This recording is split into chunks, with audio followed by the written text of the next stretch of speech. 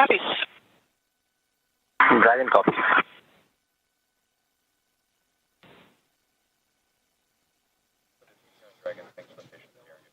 Communications there on the big loop between the teams here in Houston and up to the International Space Station as they troubleshoot some communications, and the big loop that you have been hearing that have connected everyone here inside of Mission Control Houston and the International Space Station Flight Control Room, those aboard the space station and inside the SpaceX Dragon Grace spacecraft, and the teams in Hawthorne, California, those four parties, that's the big loop. They will troubleshoot those communications for about 5 minutes and then recheck. But you heard just prior to that NASA astronauts Anne McClain and Nicole Ayers have begun the hatch opening procedures, in which the large hatch at the Node 2 zenith, that's the space-facing side of the Harmony module, has been opened, and that will allow for them to begin the hatch opening procedures and pressurize the vestibule, which is what, in addition to the comms checks, we will monitor, as Ayers will use a small valve on the station's hatch to slowly introduce air into the vestibule. That's the gap between the Dragon spacecraft and the International Space Station that has been exposed to vacuum. And from there, they will match the pressure, the atmosphere inside both station and Dragon.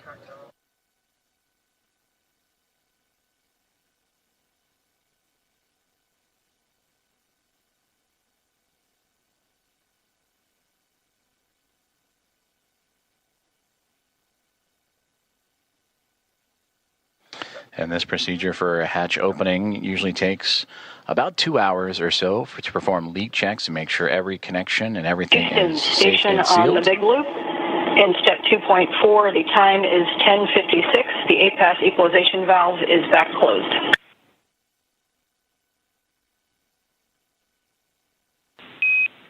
Houston copies. That's a good config. Expect at least 15 minutes before we continue. Copies. And that communication between the International Space Station and the International Space Station Flight Control Room, and you heard the word APAS hatch. That is the hatch, again, that they will be operating and looking to open up from the space station side. But in doing so, they will need to pressurize, as we've been talking about, the vestibule, and then allow for the atmospheres to match between the Dragon Grace spacecraft and Axiom Mission 4 crew, the vestibule itself, and the International Space Station, all equal throughout to allow for the parties to pass through for the hatch opening and eventual welcome remarks. The contact for Axiom Mission 4 to the International Space Station about a half an hour ago at 5:31 a.m. Central, 6:31 a.m. Eastern. And as they continue to configure the hatch opening procedures for NASA astronaut Anne McClain and Nicole Ayers, between the two of them, we'll continue to work those procedures, and we'll hear those communications throughout in anticipation of Axiom Mission 4 and Commander Peggy Whitson making her return to the International Space Station, her 5th flight, second as a member of Axiom Space and the commander of Axiom Mission 4, and her previous 3 as a NASA astronaut servicing key missions to the International Space Station. And a big part of the coming up in November, 25 years of continuous operations and humans on board the orbiting laboratory. And there she will welcome also first-time flyers and pilot Shubhanshu Shukla of ISRO, Uhanskí of ESA, and Tibor Kapu of Hunor for Shukla, Uhanskí, and Kapu, representing India, Poland, and Hungary. This will be those nations' first time visiting the orbiting laboratory.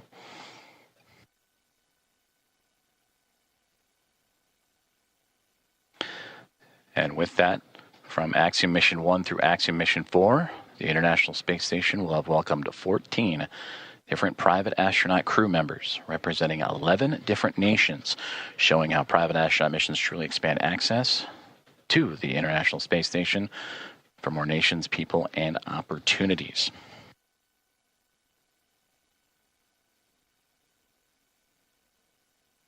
And on your screen, you see the clock counting upwards at the bottom. The T+, that is 1 day, 4 hours, 28 minutes, and now SpaceX Dragon.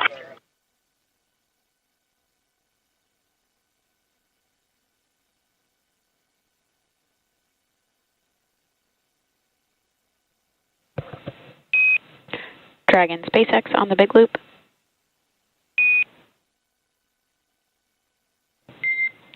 Dragon SpaceX ComCheck on Dragon to ground.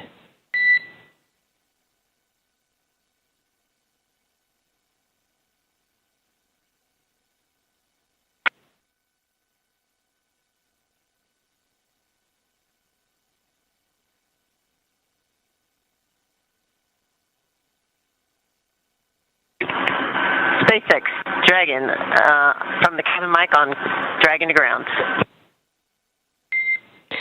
Peggy, I'm with you on Dragon to ground.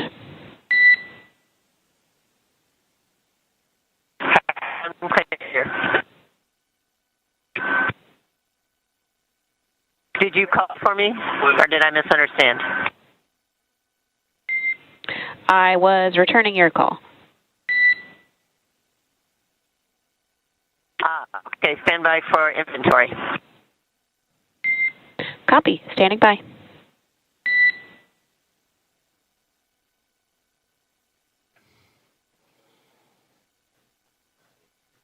comm checks and communications there between the teams in Hawthorne, California and SpaceX and the SpaceX Dragon Grace spacecraft. As we heard earlier that they were troubleshooting some communications and looking to bring back on the big loop that connects the teams on the ground in SpaceX and NASA, as well as the teams in the International Space Station and the Dragon spacecraft itself.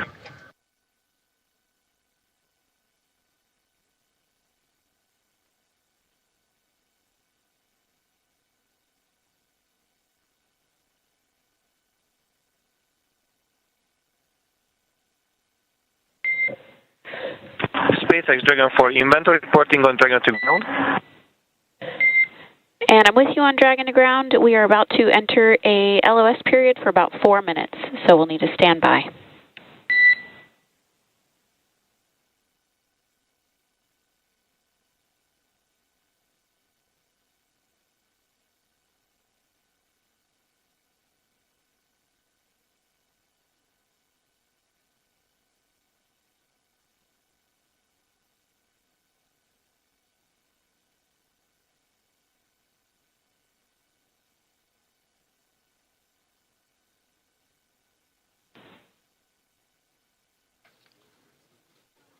Communications between SpaceX and the crew aboard the SpaceX Dragon and Grace spacecraft saying they are upcoming on a period of LOS or loss of signal that's anticipated as the International Space Station and the spacecraft orbiting around the Earth and transfer of satellite signals. Right now they are making their way over the southern Indian Ocean and about to head into a period of orbital nighttime as we will get back views as soon as we have them. And again, the spacecraft carrying Axiom Mission 4 and the 4 private astronauts contact with the International Space Station at 5:31 a.m. Central Time and expected to continue with hatch opening procedures as they have already driven the hooks, connected the umbilicals for power and communications, and NASA astronauts Nicole Ayers and Ann McLean working on those hatch opening procedures as we speak.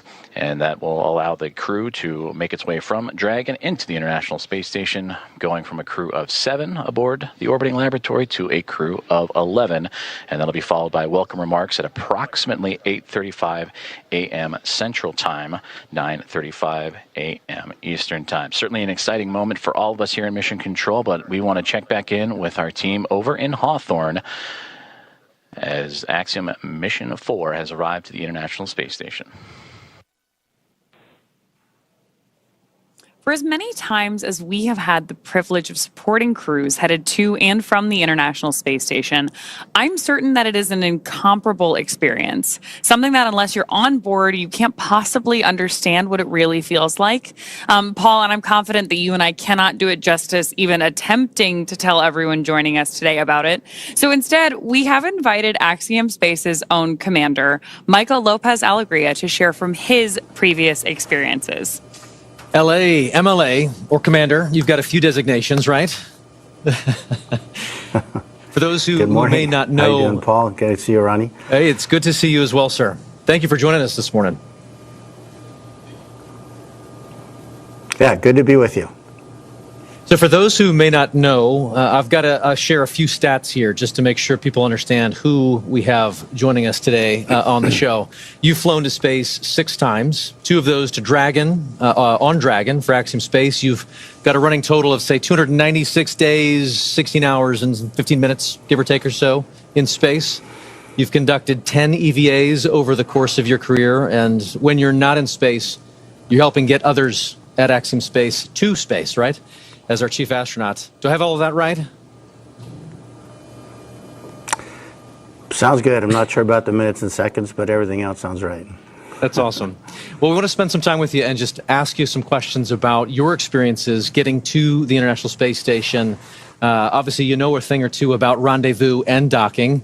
So the first question is simply, we've just watched Dragon Grace dock to the space station. You've done this several times. What's the mindset for a crew at this point in the mission? So as we get closer and closer, you know, we're transitioning from the phase where you're basically waiting to get to the ISS, and you're laser focused, especially the last 220 meters from what they call waypoint 1 into docking. A lot of focus on what's being shown on the displays. We have several parameters that we're monitoring: closure rate, the what they call the corridor, et cetera.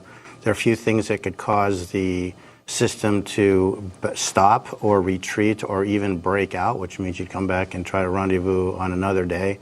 So that's really what's going on, at least technically, I guess, in your mind. Obviously, emotionally, it's a completely different story. You know, you've been in there, in these cases, their cases, they've been in there for, you know, almost 30 hours since launch. Not a ton to do. And so they're very eager, I'm sure, to get aboard the ISS and start working. So for you, on your missions, say AX-1 and AX-3, what was this moment of the anticipation of the hatch opening? What was that like for you and your crew? You know, like a lot of spaceflight, it's very busy, and you're trying to juggle a couple of different emotions. I mean, obviously, one is you've got a lot to do. They're getting out of their suits. They're putting on their flight suits to get across. They've got some reconfiguration of the onboard systems to take care of. So on that plane, you know, you're sort of focused on the task at hand. But secondarily, you're thinking, again, a lot about, you know, what it's taken to get here, what is this going to be like when I float aboard the ISS for the first time. So there's an emotional component that is also pretty strong. A lot going on. So backing up even further, before you get to that kind of emotional moment of crossing the threshold, tell me a little bit more about the journey to get to that point. We on this end get to see launch, ascent, and then spacecraft separation. But after that, as you mentioned, you're kind of on your own. What are some of the hallmarks of your transit up to the station? Yeah, as you know, Ronnie, from the time of post-orbital insertion, when the Dragon is configured for on-orbit operations, until you really start the approach initiation, you're basically playing catch-up. And I heard it very well explained by John yesterday on the broadcast during launch, that it's basically you're on the same lane as the ISS, but now you've got to catch up. And the way we catch up is by having an orbit with a lower altitude than the ISS. So we actually go around the Earth a little bit faster each time. And with each lap around the Earth, we get closer and closer. And so there's not a ton to do. Those maneuvers to adjust the orbital altitude, we call them burns. They happen, first of all, automatically. Of course, we are monitoring when they're going on. But between those things, there's not a ton to do. The Dragon is a very efficient spacecraft for what it is meant to do, which is transit to get you from the Earth to the ISS. but it's not really cut out to be an on-orbit anything really. So you're just sort of hanging out. They'll have they will have had a sleep period while they wait to get there. But there isn't a ton to do between those maneuvers, and so it's really kind of a hurry up and wait. Again, a lot like a lot of human spaceflight, very intense activities followed by some pretty long lulls occasionally. And so then when do you get to go from that free-flying, like transit mode to the rendezvous and docking phase? Yeah, so after that series of maneuvers to change the altitude, we start approach initiation. And I would say that the transition is really when the spacecraft starts pointing at the ISS. Until then, the attitude is really optimized for power and communications considerations. But when it gets beyond a certain point, it starts actually looking at the ISS, and then you start being able to pick it up in the displays through the forward-looking cameras that are on board. LA, you've described the moment of getting into microgravity as you've transitioned into another plane, another world, another moment. Can you share a little bit of that thought, that mindset as you transition from obviously the acceleration of launch into microgravity and being in that other world? I'd love to hear your perspective on that transition. Yeah, you know, Paul, it's interesting. I mean, it really is kind of like a parallel universe in a way. We all live our lives in 1G pretty much our entire lives.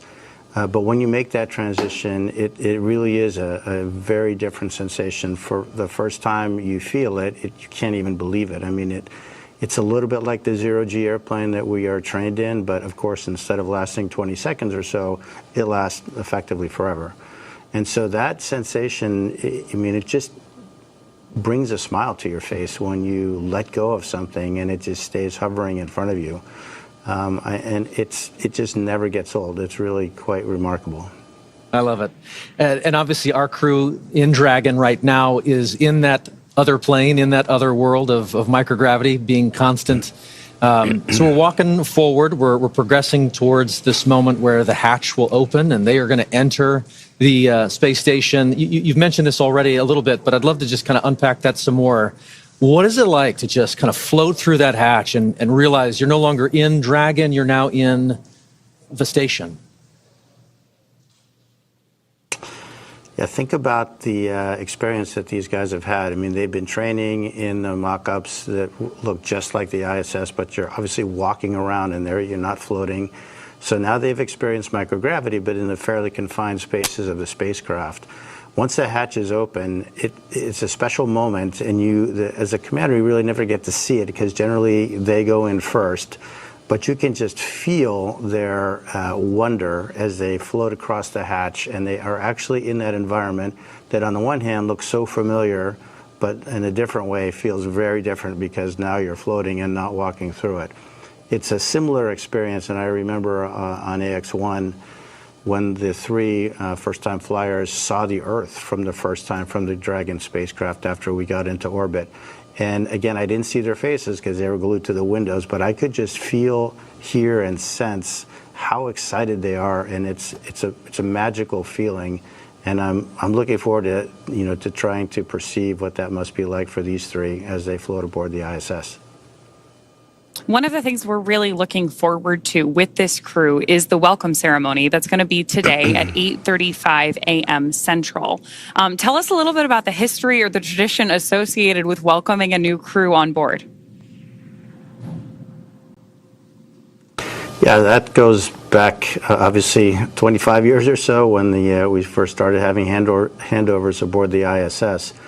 But recently what we've done is added a pinning ceremony to that, and that is where Peggy, as a commander, will provide astronaut pins to the three new flyers, Shuk, Slav, and Tibor. And those pins will have a number associated with them, which is the number of orbital astronaut they are. So they will be the 634th, 35th, and 36th humans to have orbited the Earth in the history of humanity. So when you think about it, it's a pretty small number considering humans have been around quite a while. But it's pretty nice, and of course, to be greeted by the onboard crew, all 7 of them, lots of hugs, lots of different languages being spoken, and a lot of smiles. And So then after you have this great welcome moment, sharing all of that across different cultures, different teams, how quickly do you transition then to working together on station? Pretty quickly. You really have to hit the ground running. There are a few safety things that we go through with the ISS commander where they'll tell us some things that, of course, they have learned in the mock-ups again, but now this is for real. These are where things are located. This is what we expect you to do if this or that goes wrong. And then really it's off to work. We start transferring a lot of cargo out of the ISS. Most of that will be to support various scientific experiments that we're bringing on board. And then our lives get ruled by what we call the Optimus Viewer, which is basically a moving map of your schedule from the time you wake up to the time you go to bed. And it's pretty hectic. You know, you've got, in this case, 14 days to get a lot of stuff done. Every detail is pre-programmed by the teams on the ground working with NASA. And we really have an effort to try to maintain that pace. Obviously, it takes a bit of time to get accustomed to floating around. Even though they've been in zero-G for over a day, they haven't been in zero-G in such a big open space. And so moving around, you've heard the term or the phrase slow is smooth and smooth is fast. They definitely will be practicing that. So there's a little bit of time for adaptation. There's quite a bit of time with the safety briefings that I mentioned. But after that, it's looking at Optimus Viewer and really getting started.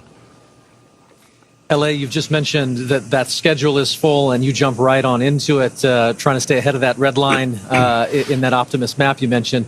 But I'm curious, just looking back at AX3, your previous mission, what were some of the highlights for you personally on board the space station? We've learned a lot since AX1 and the progression through AX3, and I think one of the things we learned is that we really need to focus the commander's time on being available to the other crew members. So I would say one of the most gratifying things is giving them the time and space to sort of inhale, exhale, think about what they're doing, and take their time, because really the planners have done a great job fitting all of these activities into these 14 days, and there is enough time to do it.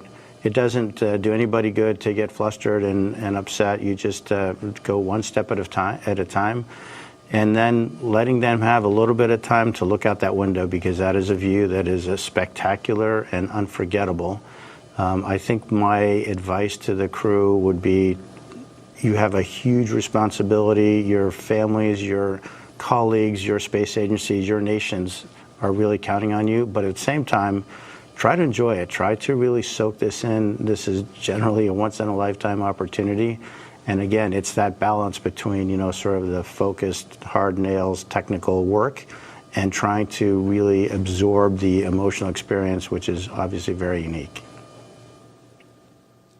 Unique indeed. You just mentioned there that there's lessons to be learned that you share out with each of the crew members, and I know that you got a chance to do that with this crew ahead of their launch, I believe, in quarantine.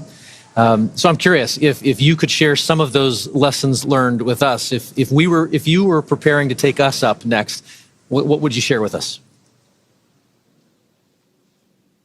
Well, the good news is that you know, Peggy has done this a time or two herself, and her crew will probably be as ready as anyone that you can imagine. So my time with this crew was pretty short and pretty informal because of A, her experience, and B, the training that, as I mentioned, has evolved since AX1 to the point that I think we have it pretty well suitcased in terms of what to train, what not to train, and how much of each.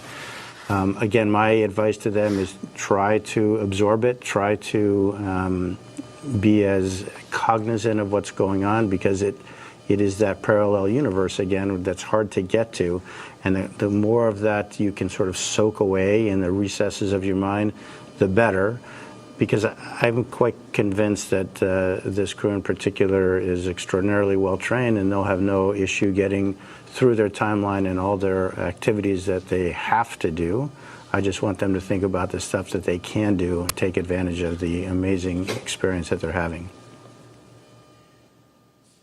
Commander, thank you so much. We truly could spend the next hour talking space with you. Thank you for sharing your time and your perspectives with us this morning. You bet. It's been a pleasure. All the best. Thank you. You too. With that, we're very excited to hand the ball back over to NASA Johnson Space Center, where we're going to get a further update on the progress on board station and our AX-4 crew. Joseph? Thank you very much, Ronnie and Paul. We appreciate it, and great interview there with Michael Lopez Alegria.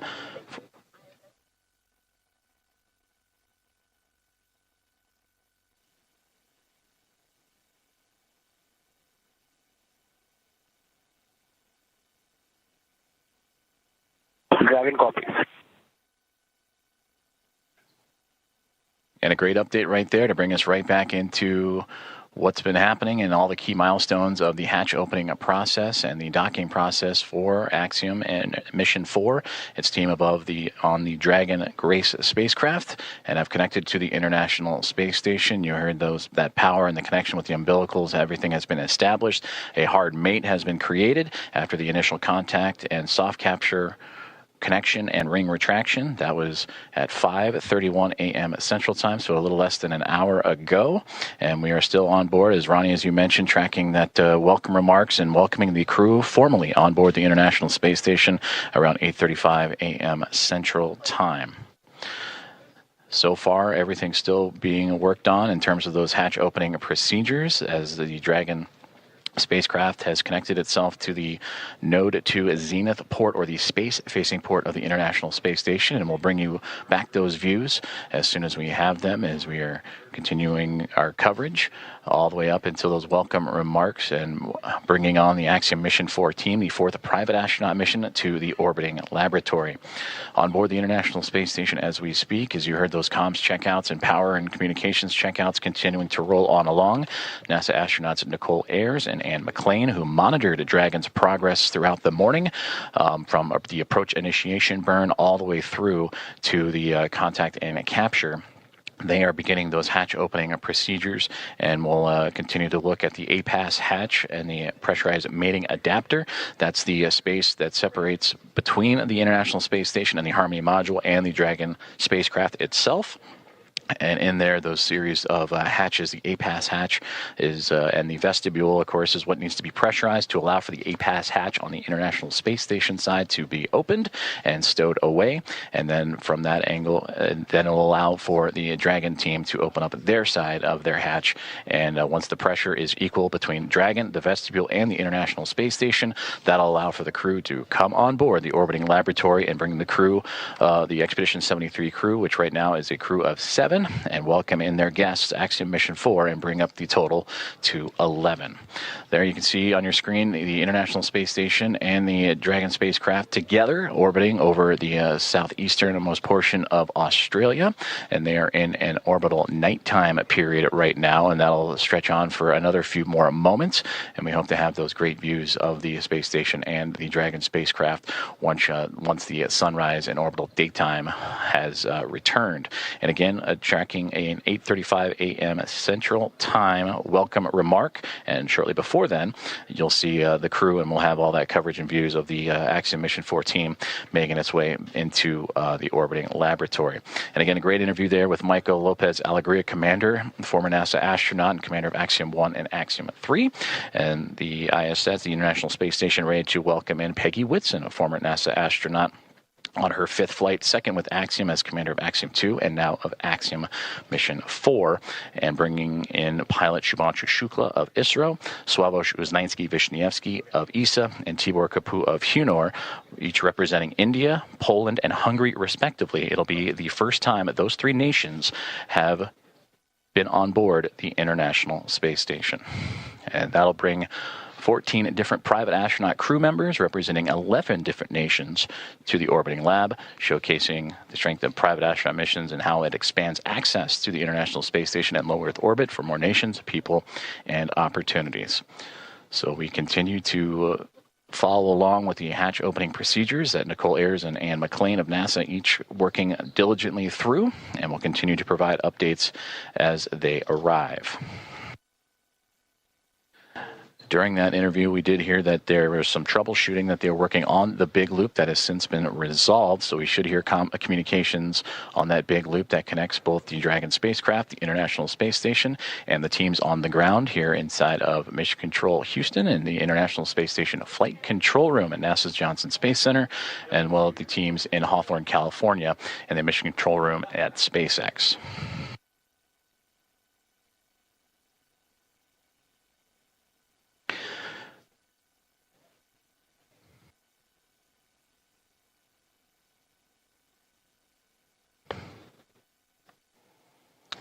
Currently on board the International Space Station. Station Houston on the big loop for PMA.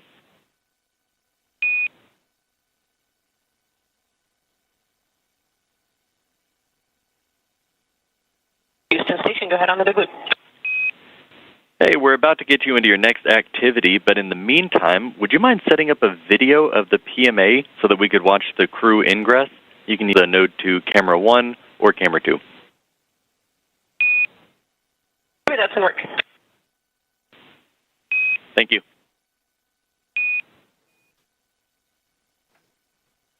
Communications from the ground here in Mission Control Houston up to the International Space Station, that PMA, pressurized mating adapter, and that is where NASA astronaut Nicole Ayers is currently operating in the hatch opening procedures, and they're asking to set up a camera so we can get live views in and witness the Axiom Mission 4 crew as they ingress or enter the International Space Station. So we will keep an eye out for those views coming from that pressurized mating adapter just inside the Zenith, Node 2 Zenith port of the International Space Station, that space-facing port.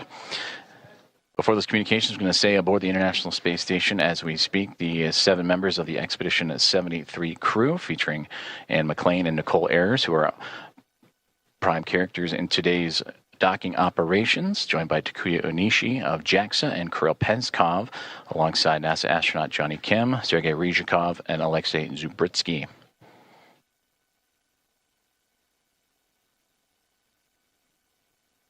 You heard during the interview with Michael Lopez Alegria some of those key milestones and celebratory moments that he celebrated in his time as the commander of Axiom at Mission 1 and Axiom Mission 3 earlier, bringing those first-time flyers in Shubhanshu Shukla, Sławomir Uznański-Wiśniewski, and Tibor Kapu into microgravity for the very first time.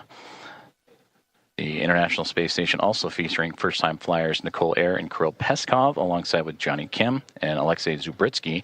For Ayers and Peskov, they recently just celebrated their 100th day in orbit this past Station, Monday. you actually have both Node 2 cameras on. You guys are welcome aboard. Fantastic. Those are great views. Thank you.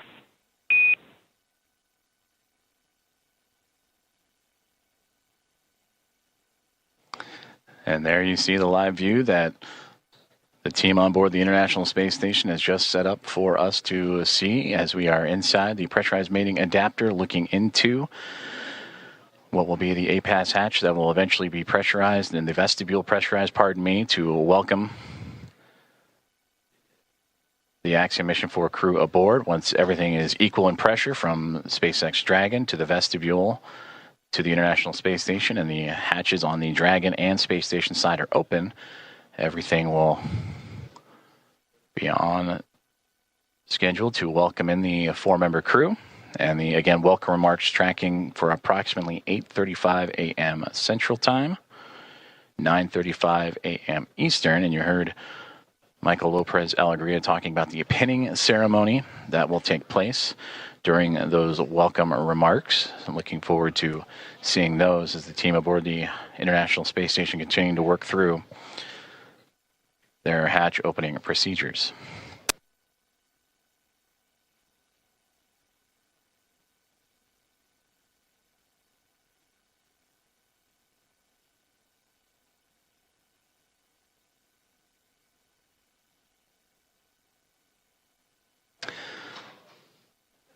Since launching from Launch Complex 39A and NASA's Kennedy Space Center yesterday morning at 1:31 a.m. Central, 2:31 a.m. Eastern, the Axiom Mission 4 crew above the newly named Dragon SpaceX Grace spacecraft have tracked down the International Space Station through a stair-stepping procedure of multiple burns that occurred from just moments or a few moments after launch up until the early morning hours today, to allow them to catch up to the orbiting laboratory and set up for the final approach and docking, and that contact with the orbiting laboratory at 5:31 a.m. Central Time. And from that point on, it takes about 2 hours or so to allow for the hatch opening and hard mating procedures to be complete, umbilicals to be run, power and communications to be connected. And once everything is set, that's where you'll begin to see the hatch opening procedures and lead up to those welcoming remarks.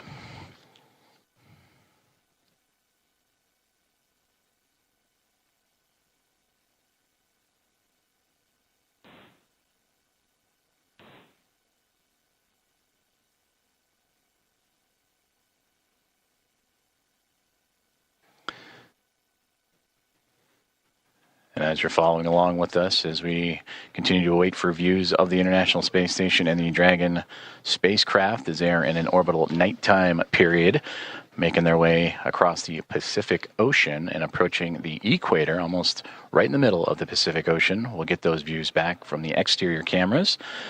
And the astronauts on board the International Space Station continuing to configure the cameras for views inside the orbiting lab.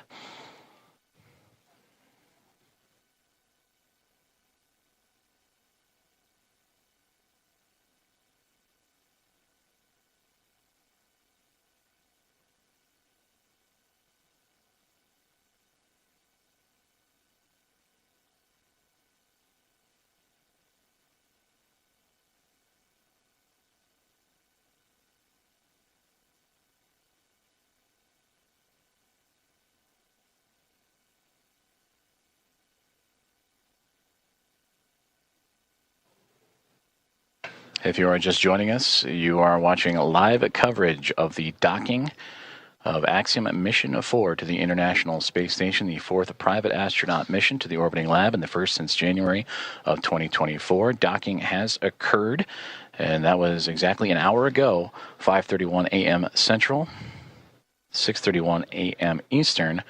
And now with Axiom Mission 4 attached to the International Space Station, docking and leak checks and hatch procedures and opening procedures continuing to move along. The crew aboard the SpaceX Dragon Grace spacecraft going through their procedures, as well as the 7 members of the Expedition 73 crew who are in the middle of their workday, and namely NASA astronaut Nicole Ayers and Anne McLean, who oversaw today's approach monitoring from the cupola of the International Space Station, that window to the world that you see so many wonderful views from. And Nicole Ayers currently working in the space-facing hatch of the Harmony module, where on the other side of the APAS hatch and vestibule is the Dragon SpaceX spacecraft.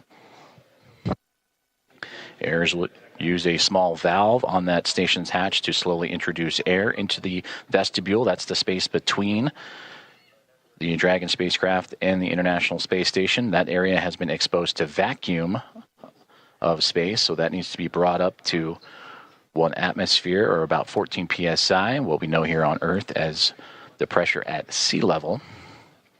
And the flight controllers here in Houston will continue to monitor that pressure and temperature readings inside and verify that everything is leak-free before we go ahead and open up the hatches.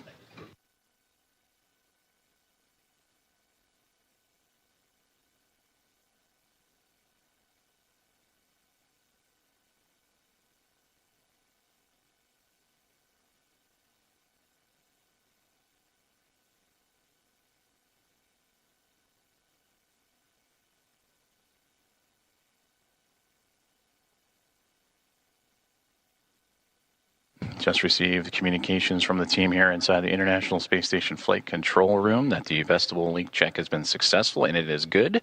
So they will continue to move forward with the hatch opening procedures.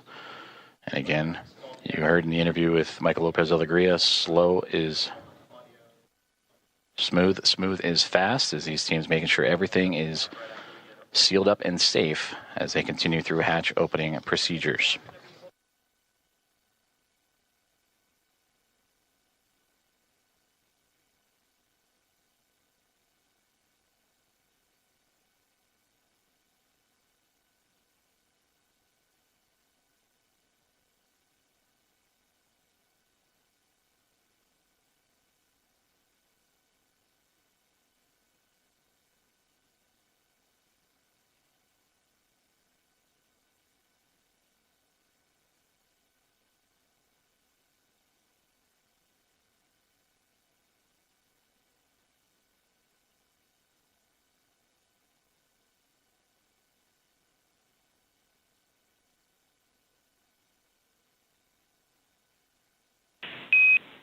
Station Houston on the big loop. We are doing some more troubleshooting for the C2V2 audio issue, so big loop is going to be down for another 5 minutes. In the meantime, you are go to pick up in step 3.1 of 2.102, and NASA TV should be available on VME TV now.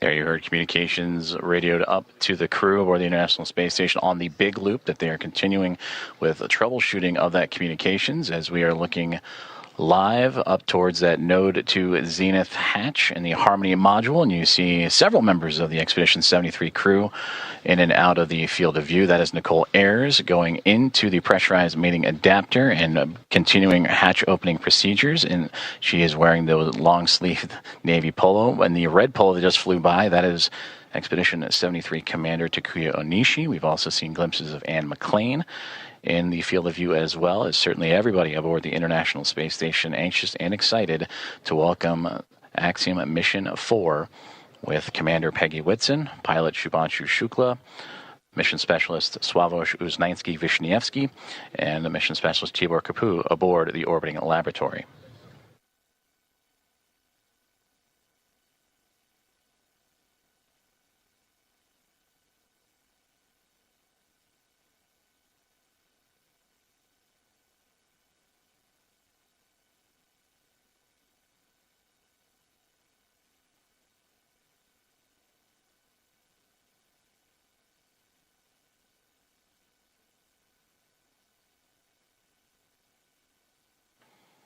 This is Mission Control Houston. If you are just joining us, you are following along with live coverage of the docking and soon-to-be hatch opening and welcome remarks of Axiom Mission 4 to the International Space Station. The mission began with the launch off of Launch Complex 39A and NASA's Kennedy Space Center yesterday morning at 1:31 a.m. Central, 2:31 a.m. Eastern. That took them on a journey that was a little more than a day to get them to the orbiting lab. They have since docked, and contact was at 5:31 a.m. Central Time. And after the connections made, the hooks driving to form the hard mate, umbilicals with power and communications connections all run. Now it is those hatch opening procedures and leak checks that the crew is currently working through aboard the International Space Station, while the crew aboard the on 2 for step 3.2, seeing about 0 for the DVT, looking for your go to continue.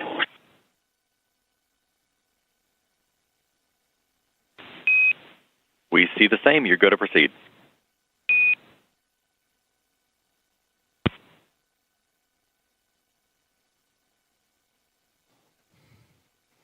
And continued communications as Nicole Ayers once again floating into that pressurized mating adapter and continuing those hatch opening procedures to welcome Axiom Mission 4.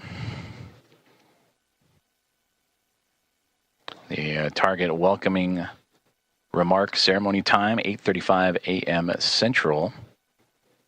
So a little more than 2 hours from now as leak checks and pressurization checks continue on before the APAS hatch and the vestibule and all procedures can be completed.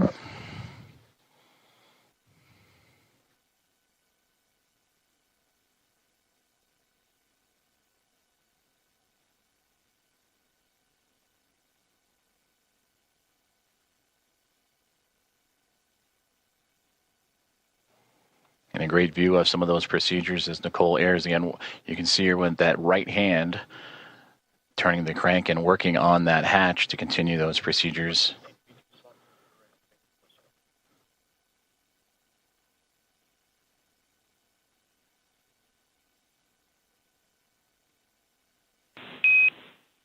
Dragon, station. This is Houston on the big loop for comm checks.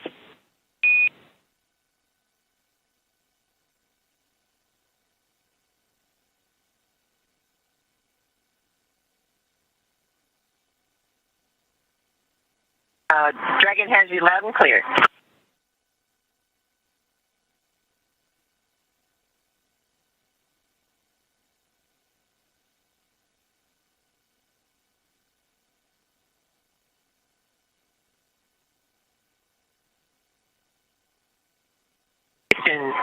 Dragon on the big loop. We have you loud and clear. And Dragon, we read you the same.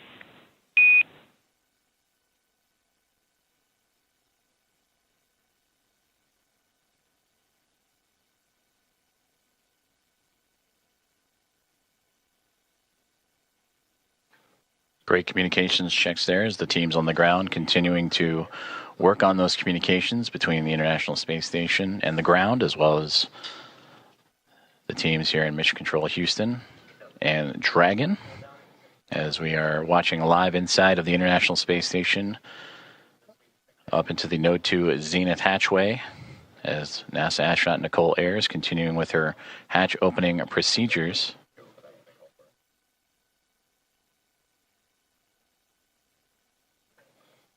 Docking of Axiom Mission 4 to the orbiting laboratory occurred about an hour and 10 minutes ago at 5:31 a.m. Central, and since then the crews for both station and inside Dragon have been going through those procedures and making sure everything is as it needs to be, including the proper leak checks and stowage from both perspectives, before continuing on with hatch opening procedures and welcoming remarks.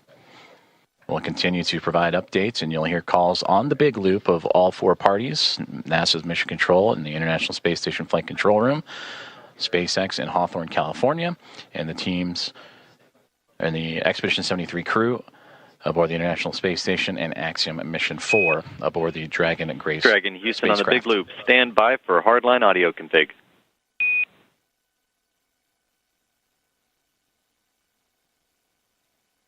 Dragon copies.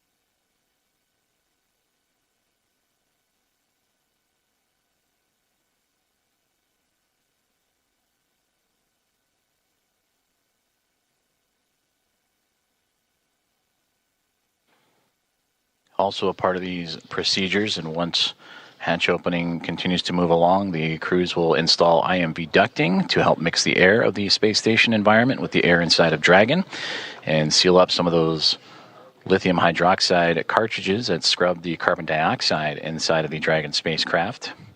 And that was on their ride to the International Space Station. They'll also check some vent valves as we go, and maybe need a little bit more time on board, but these last final checks are crucial to make sure everything is good to go, since it will remain docked to the International Space Station for nearly 2 weeks.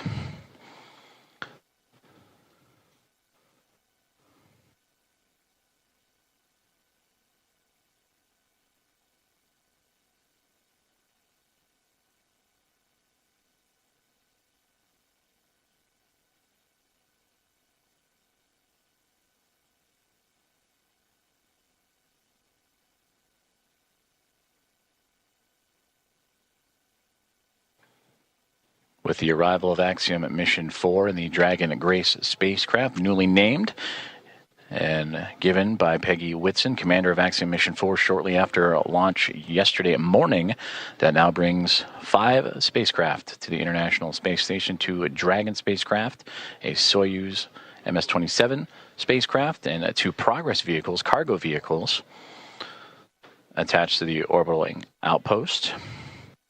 For Dragon, it is Endurance and Grace, connected to the forward and now zenith ports of the Harmony module, with 2 Progress vehicles and that Soyuz MS-27 also connected.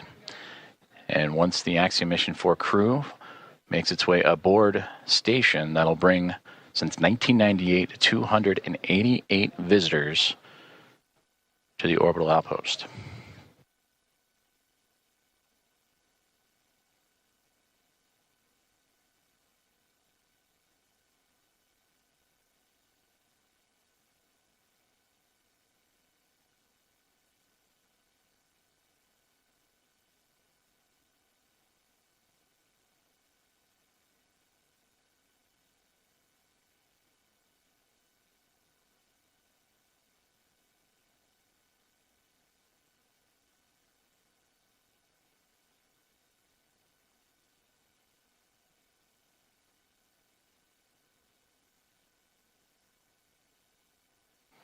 Nicole Ayers, NASA astronaut, has returned to inside the pressurized mating adapter and working on the APAS hatch and hatch opening procedures as we continue to get great views from inside the International Space Station. Check, hardline audio configuration complete, and we have resolved the audio issues on C2B2. That sounds great, because we have you loud and clear. We read you the same.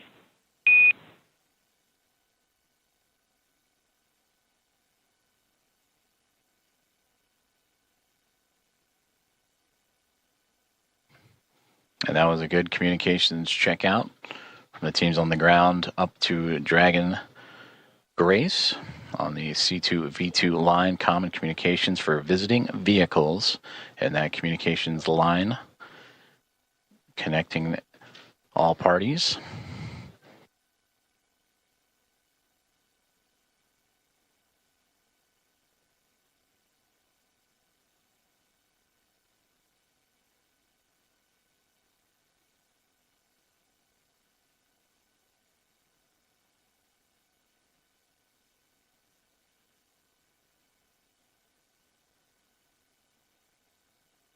As we continue to work through hatch opening procedures, and again targeting approximately 8:35 a.m. Central Time for welcoming remarks as the International Space Station and Expedition 73 crew bring in and welcome aboard Axiom Mission 4. Both the orbiting laboratory and the newly docked SpaceX Dragon spacecraft over the northern Pacific Ocean, about to cross into the west coast of North America, right along the U.S.-Canadian border. And also around that time, we will start seeing an orbital daytime period as Dragon and the International Space Station have been orbiting in a nighttime phasing.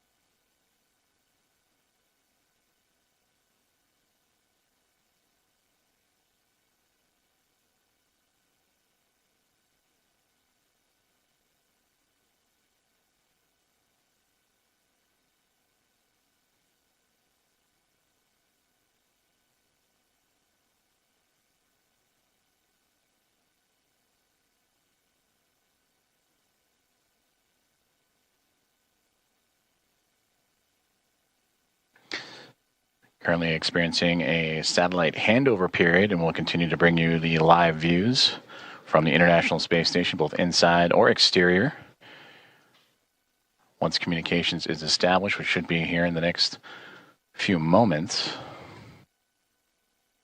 Till then, you can see on this map where exactly we're talking about, where the station and Dragon orbiting over the Pacific Ocean and about to cross over North America and over the northernmost territories of Canada.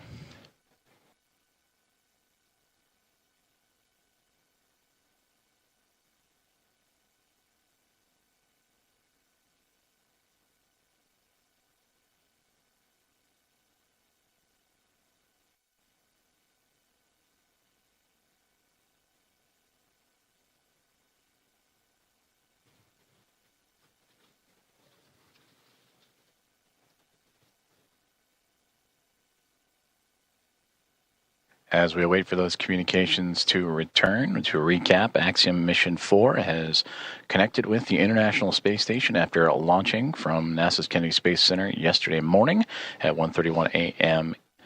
Central Time to connect with the space station at 5:31 a.m. Central this morning.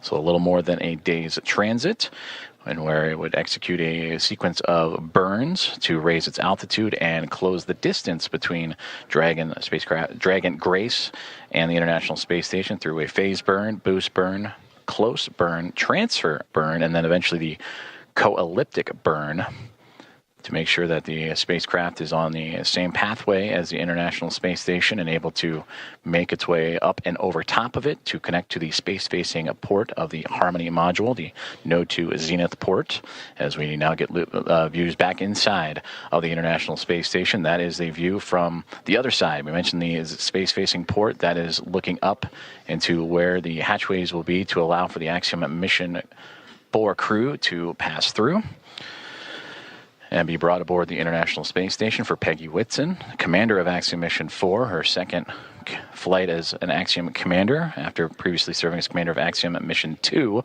This is her 5th flight and return to the International Space Station, where she continues to add to that record-setting total in her time aboard the orbiting laboratory and bringing up pilot Shubhanshu Shukla of ISRO, Sławosz Uznański-Wiśniewski of Polsa, and Tibor Kapu of Hunor.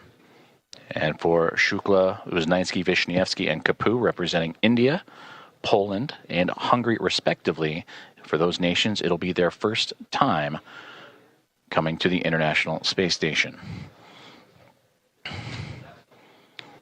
Nicole Ayers. And the last one into the hatch, I believe that was Anne McLean making her way in as they continue to work through hatch opening procedures.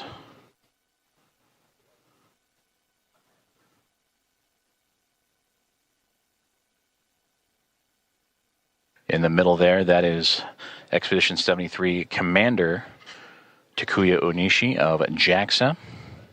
And then you just momentarily saw NASA astronaut Johnny Kim float in and out of view as the crew working together to continue these procedures, moving around some equipment, and to allow for the access to the APAS hatch after successful vestibule pressurization and checks. And that's the operations that Nicole Ayers is working on right now with Takuya Onishi.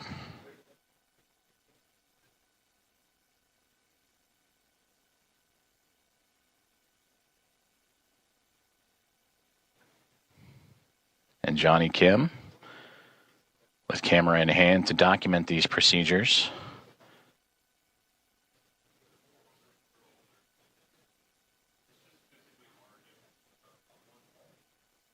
And again, just on the other side of this hatchway is where the Axiom Mission 4 crew going through procedures of their own, inventory and doffing their suits that they wore on the uphill ride to their initial orbit, and after an off-duty period would put back on for those dynamic phases of flight, starting with the approach initiation burn that occurred earlier this morning.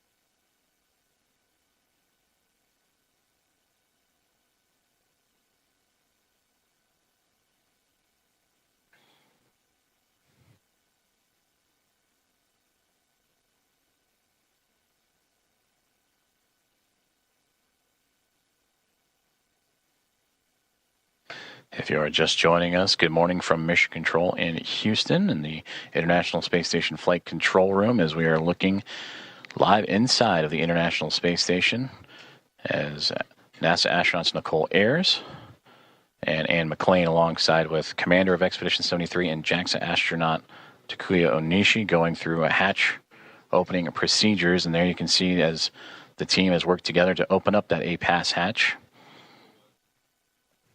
and continue on with those procedures to welcome aboard eventually the Axiom Mission 4 crew with the welcome remarks.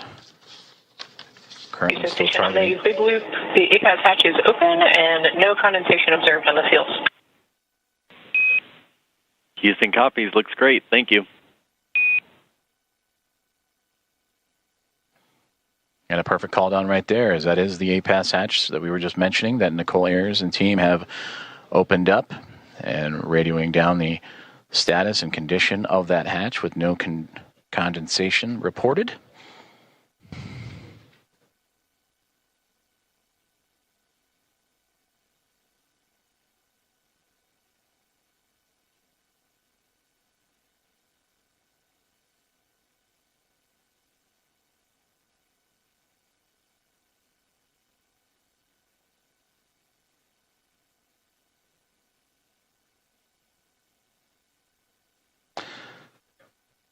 And as Nicole Ayers continues to work on that hatch, you'll also see that hatch be covered up to give an extra level of safety to allow for the Axiom Mission 4 team to pass smoothly without having to worry about any additional hazards as they pass through the vestibule and pressurized mating adapter and eventually into the Harmony module of the International Space Station.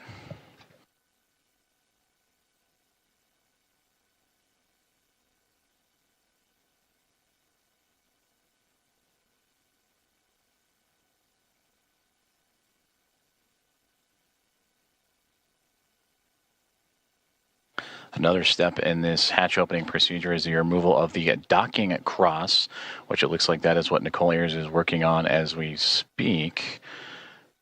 And you sometimes catch glimpses of it on the docking procedures that was exposed to the vacuum of space to help provide targeting for visiting vehicles. But that'll be another step in this hatch opening process again to help clear the way for that pass through between the Dragon SpaceX Grace spacecraft and the International Space Station.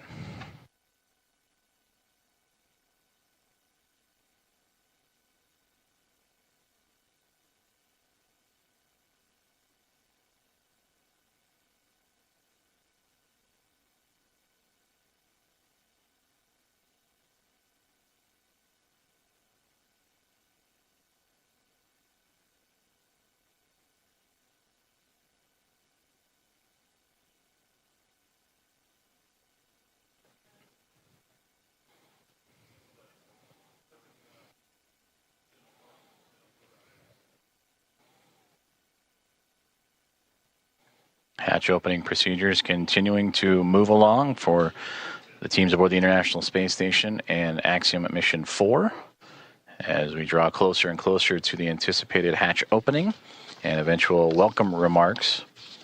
And we thank you for tuning in and joining us this morning as we are live from the International Space Station Flight Control Room in Houston, Texas, monitoring Nicole Ayers as she continues to work through those step-by-step procedures. As the hatchway, there you see the large square structure just off to the right-hand side of our field of view with that window in the middle was opened up. Houston on the big loop.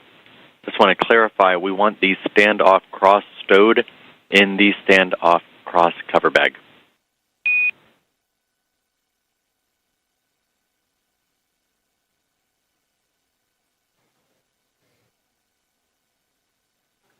Station copies.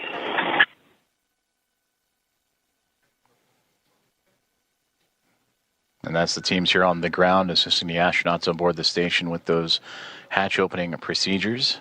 As again, that zenith hatchway we were just mentioning before the comms open to the right that allowed Nicole Ayers and team to pass through. And that docking cross that was just removed will be inserted into its own bag, and there is NASA astronaut Anne McClain to join Ayres in the hatchway and continue on with those procedures as they now look to cover up the APAS hatch, which was just opened a few moments ago, to provide an extra layer of safety and protection for astronauts passing through.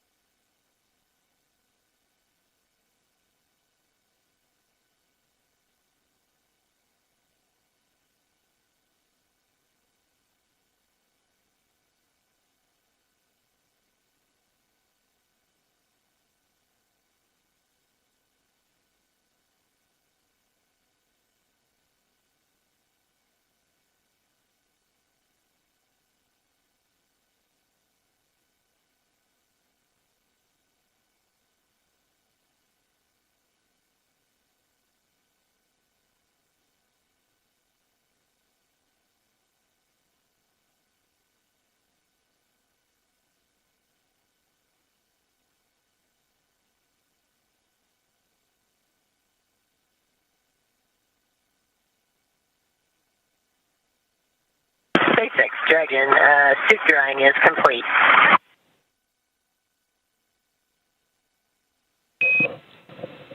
And Dragon, we copy on the big loop, suit drying complete.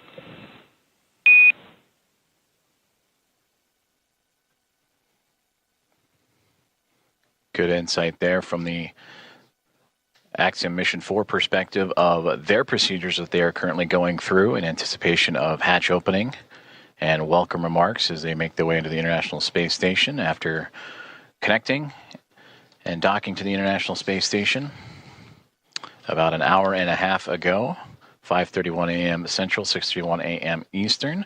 They went through their procedures, inventory, and stowage, and doffing of their suits that they wore from launch yesterday morning from Cape Canaveral, Florida, at NASA's Kennedy Space Center, and then during the dynamic portions of operations, and are now settling into their flight suits that they will bring in and wear as they cruise into the International Space Station. And that's the view we see from the orbiting laboratory, is NASA astronaut Anne McClain and Nicole Ayres working through their procedures for hatch opening. The APAS hatch is open after successful vestibule pressurization and checks. They are now covering up that APAS hatch. And SpaceX Dragon in step 5 of 2.102. We're waiting your go for hatch open. Dragon, SpaceX copies on the big loop. You are standing by for hatch opening. We are waiting for hardline connections to be complete. I'll call back with a go. Okay, thanks. Sorry to rush you.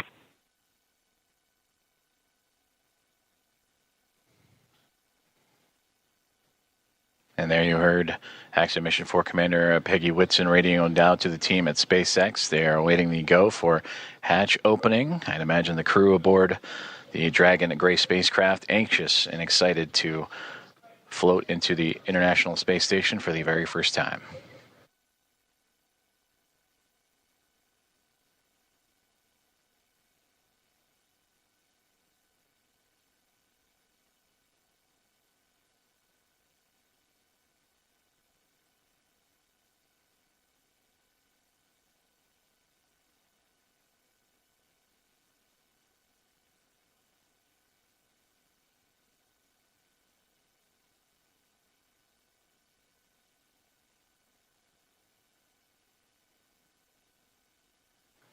And you just saw that orange ductwork or hose-like piece of equipment that Anne McClain and Nicole Ayres were just operating with. That's a part of helping mix the air between the International Space Station and the Dragon spacecraft.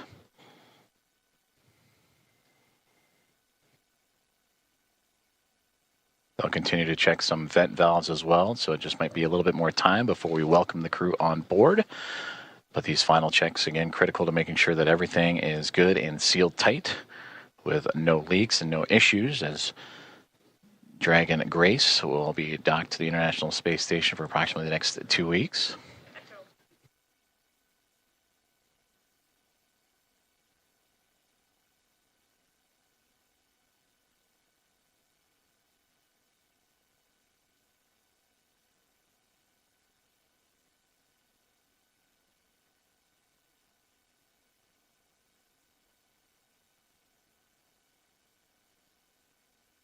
Houston, SpaceX. Station is ready for Dragon hatch equalization.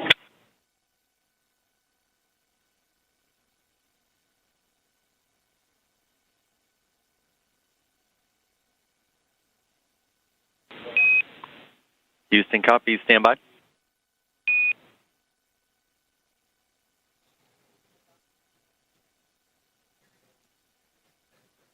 Another step in those hatch opening procedures is Nicole Ayers just radioed down for the SpaceX Dragon hatch pressurization and equalization. As you see the pop of flash bulbs aboard the International Space Station being documented, and plenty of smiles from the Expedition 73 crew as we draw closer and closer to hatch opening and welcoming Axiom Mission 4 aboard the orbital outpost.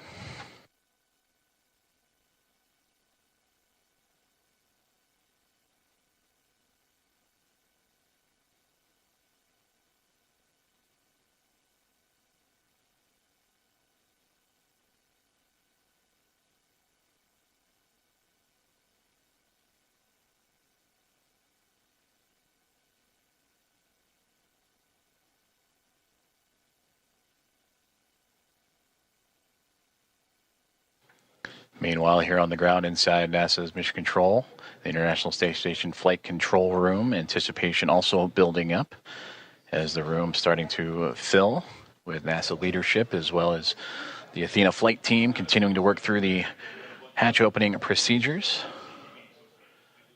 Flight Director Allison Bollinger closely monitoring every step of the way as Nicole Ayers continuing to work through each checkpoint on her list. That's what you saw on the little tablet that she was referring to, making sure every step is covered as she is now floated back into the pressurized mating adapter across the APAS hatch. Station Houston on the big loop. We're still working some ground config actions before we're ready for equalization. In the meantime, can we get confirmation that the standoff cross went into the standoff cross bag? We were unable to tell from the video. It was in there when you guys called. Thanks. Copy, thanks.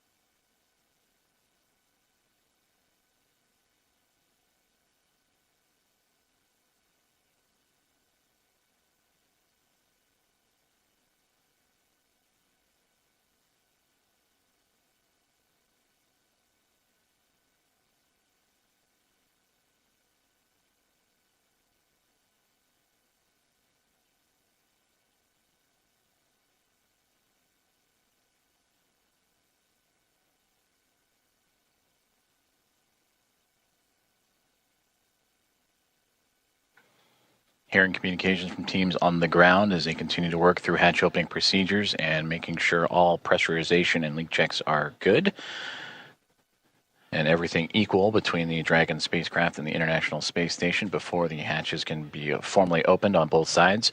You can see into this hatchway the space-facing port, or into the space-facing side of the Harmony module aboard the International Space Station and the International Docking Adapter that welcomed the connection of Axiom Mission 4 at 5:31 a.m. Central Time earlier this morning. And since then, the crews aboard both the Dragon Gray spacecraft and International Space Station have been diligently working and continue to monitor the progress of that hatch opening, with teams on the ground also following suit.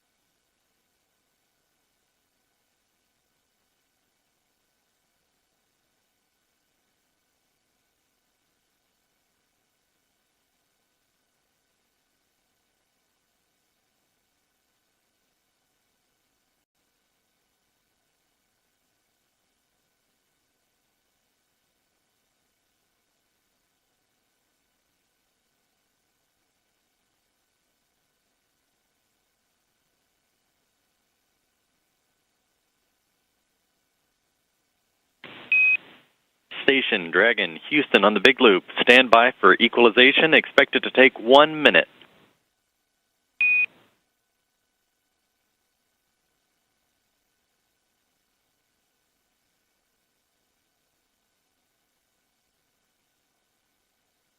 Station copies 1 minute. Dragon copies 1 minute.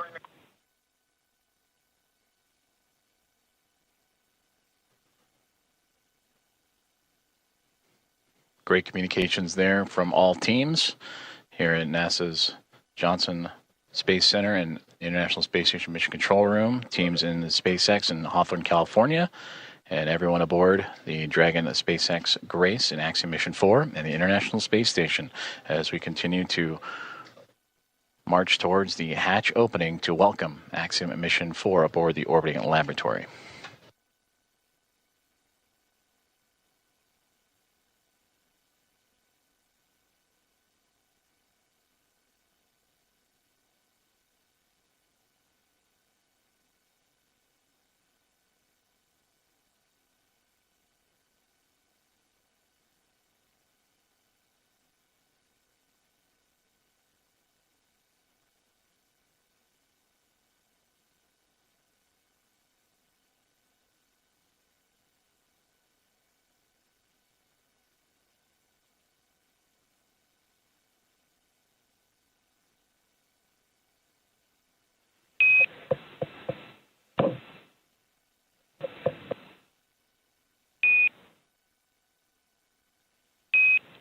Dragon SpaceX on the big loop, you are go for hatch opening per the decal, followed by the remaining actions in procedure 4.400, section 6. Dragon copies. Go for hatch open and remainder of steps in 4.400.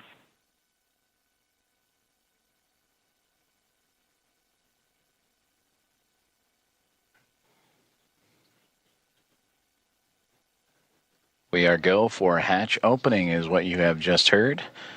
And if you are just now joining us, you are tuned into live coverage of the arrival of Axiom Mission 4, the International Space Station.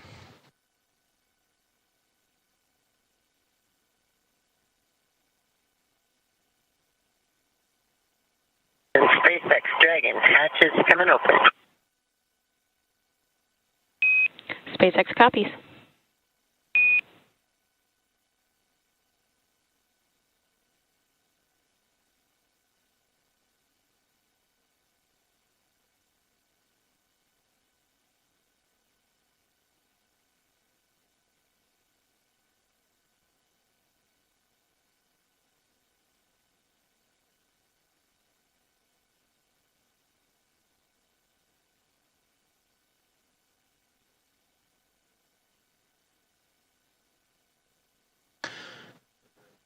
Expedition 73 crew anxiously awaiting as we just received the go for hatch opening to welcome Axiom Mission 4 into the International Space Station. There you see Ann McLean in the foreground working on the tablet, alongside with Johnny Kim on the far right-hand side, NASA astronaut, and then Roscosmos cosmonaut Kirill Peskov next to him, with Alexei Zubritsky and Sergei Ryzhikov, also of Roscosmos in that mix. And right there in the middle, almost standing, if you will, from our perspective, is Expedition 73 Commander and JAXA astronaut Takuya Onishi.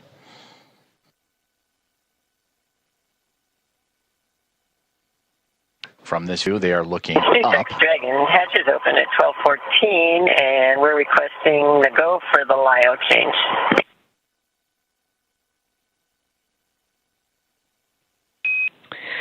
Copy 1214 Zulu hatch opening time, and you are go for LIO swap.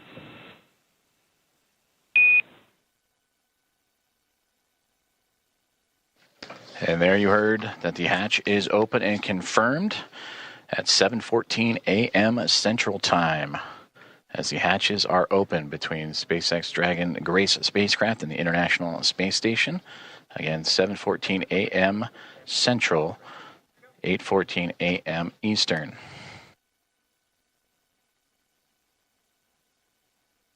And you heard also the swaps of the LIO canisters. That's the lithium hydroxide cartridges that scrub the carbon dioxide inside of the Dragon spacecraft on the ride to the International Space Station.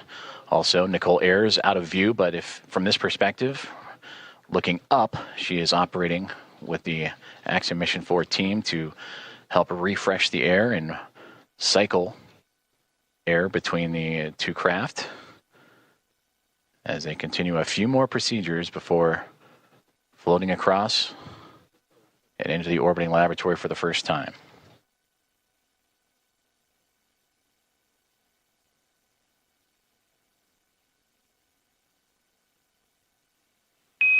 Dragon SpaceX on the big loop for LIO cartridge.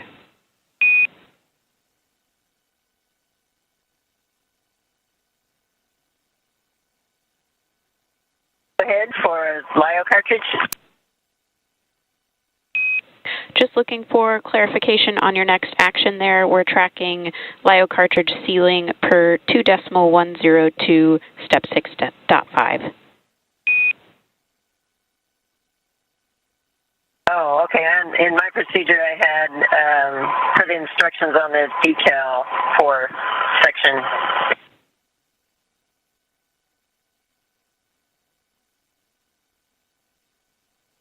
For section 4 of the instructions on the decal.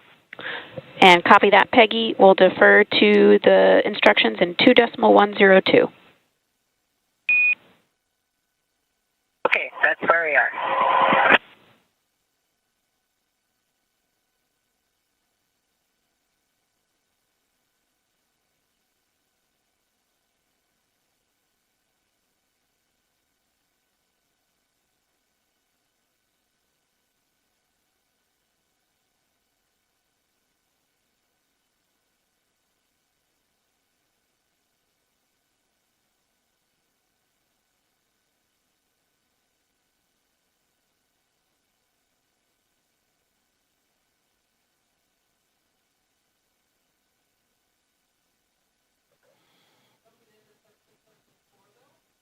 You just heard communications between Axiom Mission 4 Commander Peggy Whitson and the teams on the ground as they were talking about the swapping of the lithium hydroxide cartridges as the hatch has been opened between the Dragon spacecraft and the International Space Station just a few moments ago at 7:14 a.m. Central Time. And this is a view inside the International Space Station, looking forward, if you will, as the astronauts and cosmonauts aboard are looking up. That is towards the space-facing port of the Harmony module. That's where they are in now. If you were to keep going forward, if you will, that is the forward port, which currently is occupied by Dragon Endurance from Crew 10. And a great microgravity demonstration of the camera that Alexei Zubritsky is using to help document and be a part of the welcoming committee for Axiom Mission 4 here in the next few moments.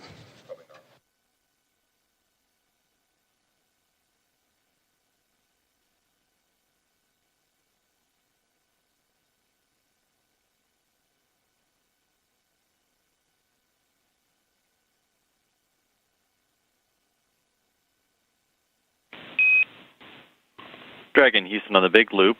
Just to confirm, we want to make sure IMV duct installation is complete before we do LIO cartridge sealing. Yes, the IMV duct installation is complete. My bad, I didn't get it reported. Houston copies.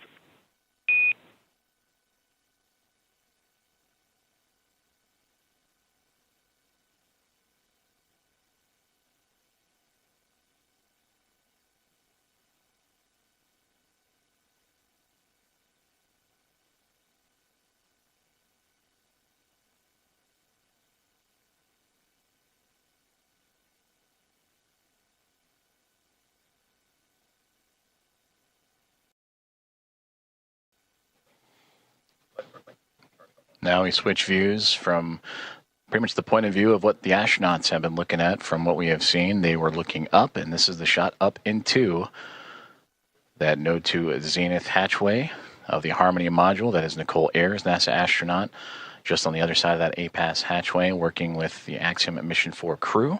You heard them talking about IMV ducting and LIO cartridges. That IMV ducting helps mix the air of the International Space Station environment with the air inside of Dragon. and then also looking to seal up some of those lithium hydroxide cartridges that are used to scrub carbon dioxide from the air in the spacecraft on their journey to the International Space Station. And that journey started yesterday morning, 1:31 a.m. Central Time, 2:31 a.m. Eastern, as they would launch on the SpaceX Dragon, newly named Grace spacecraft, on a Falcon 9 rocket from Launch Pad 39A at NASA's Kennedy Space Center, and would chase down the International Space Station earlier this morning at 5:31, nearly 2 hours ago, 5:31 a.m. Central, 6:31 a.m. Eastern, a little bit more of a day's transit. Houston and SpaceX Dragon arrival configuration is complete.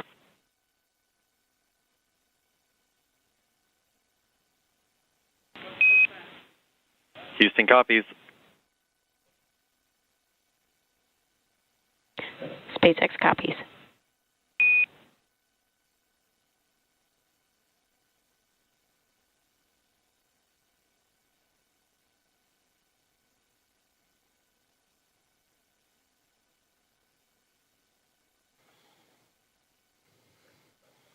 Continuing to target a welcome ceremony or welcome remarks in the near future at 8:35 a.m. Central Time. So a little bit more than an hour from now is Axiom Mission 4 and the International Space Station continuing to work through hatch opening procedures, but getting close, you can start to see a little bit of a window of opportunity that was just on the other side of astronaut Anne McLean and Nicole Ayers there, as they are working on IMV ducting, mixing the air of the station and Dragon, and lithium hydroxide cartridges, stowage and swapping out.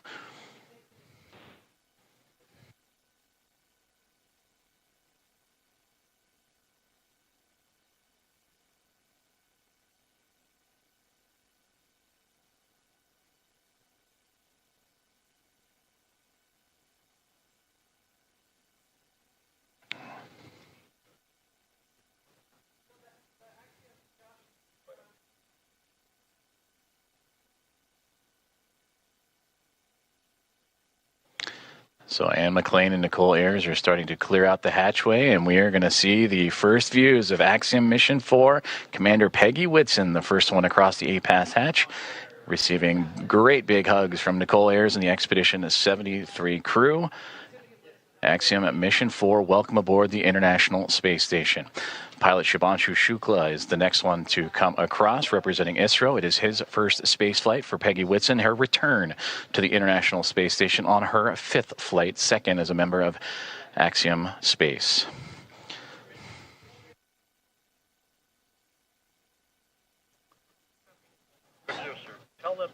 Sławosz Uhanskí of ESA, representing the nation of Poland. And their first visit to the International Space Station is next to cross the hatchway. And warm hugs all around. And applause breaking out here inside of Mission Control Houston and the International Space Station Flight Control Room. And Tibor Kapu, the fourth and final member of Axiom Mission 4, representing Hunor and the nation of Hungary. Their first visit to the International Space Station as well.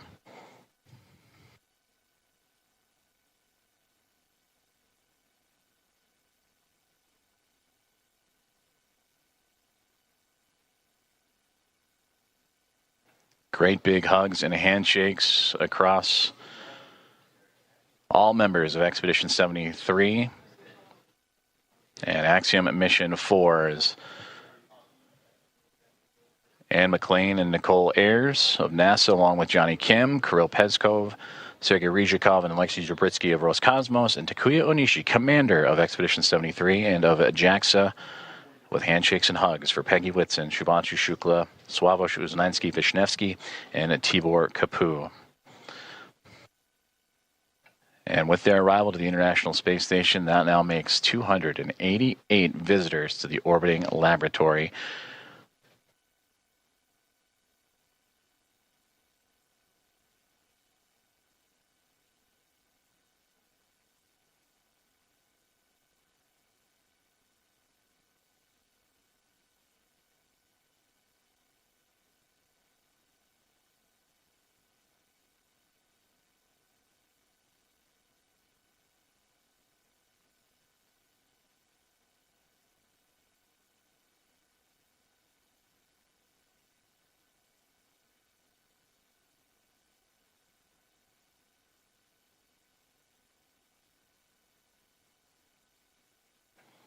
Axiom Mission 4 is now aboard the International Space Station.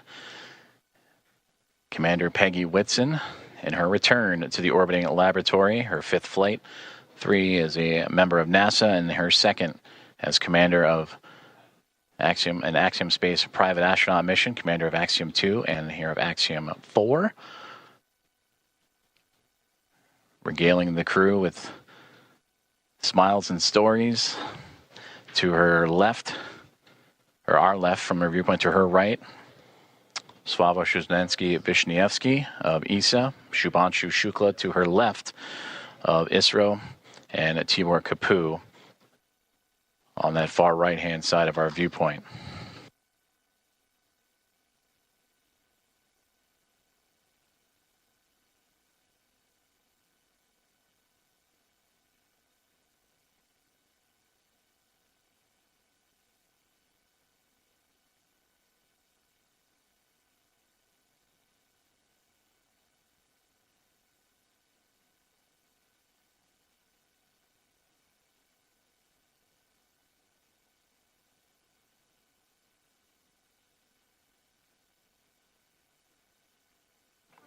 The crew is safely aboard the International Space Station. Welcome again to Axiom Mission 4. And we are continuing to target a formal welcome remark from the crew and being joined by the Expedition 73 team as well. That'll be at approximately 8:35 a.m. Central Time. And from there, they will receive a safety briefing and begin their approximately 2-week mission aboard the International Space Station, in which they will participate in around 60 research investigations representing 31 countries, with more than 24 of those experiments sponsored by the ISS National Lab.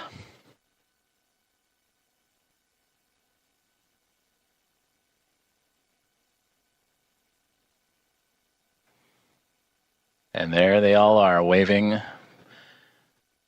back at our coverage here inside of the International Space Station Flight Control Room. Station Houston on 2. Thanks for the wave. Great to see everybody.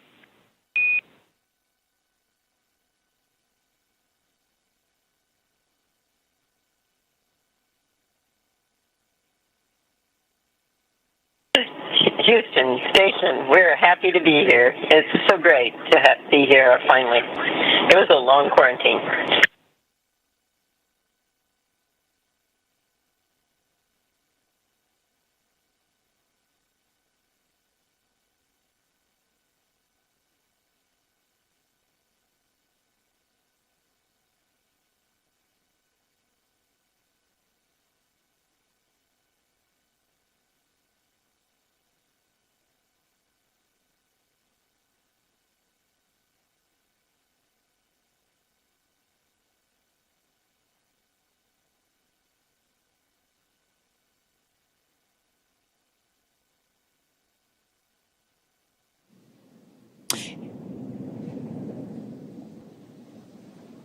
And with the crew now in the space station, we're going to wrap up our portion of the live joint coverage from Hawthorne. It's been an honor to support Axiom Mission 4 thus far, and we wish the crew a successful time on the space station. We're, of course, also looking forward to joining AX4 again when it's time to return home. Ronnie, from launch to docking, it has been an absolute pleasure sharing this desk with you. What has been years in the making for India, Poland, and Hungary is now well underway. Axiom Space and NASA's joint coverage will continue from here through to the welcome ceremony as Peggy, Shubhanshu, Sławomir, and Tibor start their 2 weeks aboard. We will be producing mission updates from Axiom Space's own space station development facility in Houston, Texas. So we invite you to follow the progress of AX4 on axiomspace.com and through Axiom Space's social media channels. So with that, on behalf of SpaceX, Axiom Space, and NASA, thank you all for tuning in to watch. While our stream on X is coming to a close, coverage of the welcome ceremony now continues on NASA Plus, axiom.space/live, and Axiom Space's social channels. With that, we'll turn it back over to you, Joseph. Have a great morning, everyone, and go AX4. Go AX4. Thank you very much, Paul and Ronnie, and thank you for joining us on this morning's broadcast as we continue on with our live coverage of the arrival of Axiom Mission 4 to the International Space Station, the fourth private astronaut mission to arrive to the orbital outpost, and the first since January of 2024. We just saw the crew of 4, including Commander Peggy Whitson, Shubhanshu Shukla, pilot of ISRO, Sławomir Wisniewski, and Tibor Kapu of ESA and HUNORT, respectively, crossed the hatchway and into the orbital outpost for the very first time. We're continuing to follow along as we'll wait for the formal welcoming remarks that are currently scheduled for roughly 8:35 a.m. Central Time, so a little bit more than an hour to go as the crew continues to settle in. After you heard the remarks from Peggy Whitson mentioning the long quarantine, the ride up, which took a little bit more than a day's time to do so, as the teams here in the International Space Station Flight Control Room and special guests in the viewing room at the back of your screen on hand to witness this special moment, and also to be a part of a handover period as the Orbit 1 team wrapping up their day's work, which certainly was busy. That saw the multiple burns as the Dragon spacecraft named Grace would continue its transit to catch up to the International Space Station, and ultimately docking at 5:31 a.m. Central Time with that initial contact. The soft capture turned to hard capture and mating. Hatch opening procedures took about 2 hours or so to complete, with teams on both sides inside the Dragon spacecraft and the International Space Station meticulously checking for leaks and going through each procedure step by step before that moment we just had a couple moments ago at 7:14 a.m. Central Time, in which the hatch was opened and the astronauts of Axiom Mission 4 floated on through to the International Space Station. We're currently experiencing a transition in communications satellites that's nominal and to be expected, so we will bring you back those views inside the International Space Station once we have them. But again, the teams here inside of the International Space Station Flight Control Room, Orbit 1 team wrapping up a great day's of work, or great morning's work, that saw 4 new members join the orbital outpost to bring up the attendance to now 11.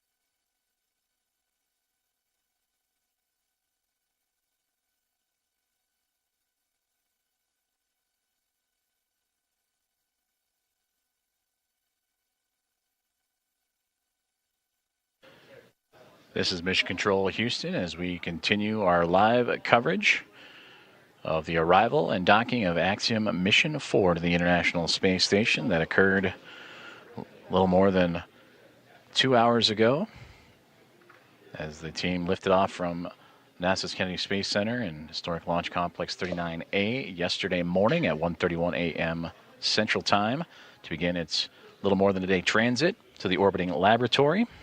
And Just a moment ago, the hatches were opened, and welcoming in Peggy Whitson, commander of Axiom Mission 4, Shubhanshu Shukla, pilot representing ISRO, and the nation of India, Sławosz Uhanskí of India, and the nation of Poland, and Tibor Kapu of Hunor,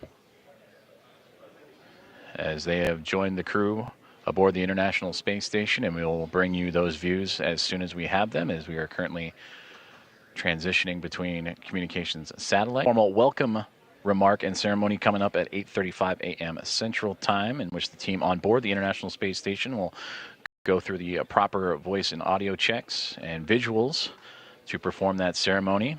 Earlier in the broadcast, Axiom Commander Michael Lopez Alegria, former NASA astronaut, talked about what can be expected during that ceremony, including a pinning ceremony that Commander Peggy Whitson will perform for the newest members to go into low Earth orbit, and first-time flyers in Shukla, Uhanskí, Wisniewski, and Kapu. And for those three representing India, Poland, and Hungary, they also represent the first visitors from those nations to the orbiting laboratory.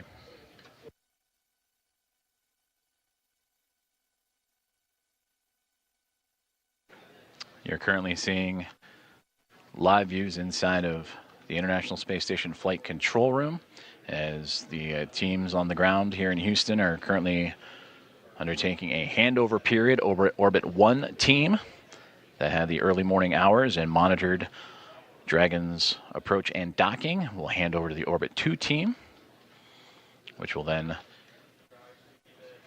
take over for their shift of the day.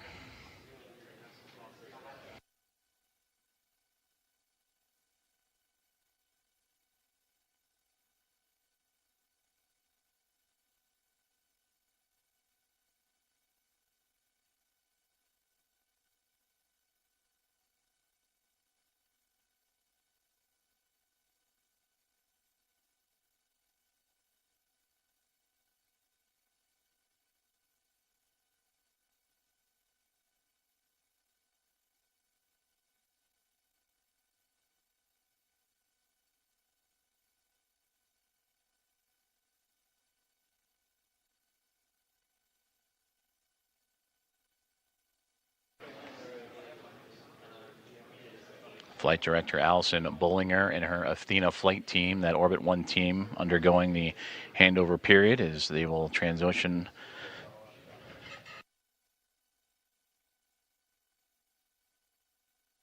to the Orbit 2 squad,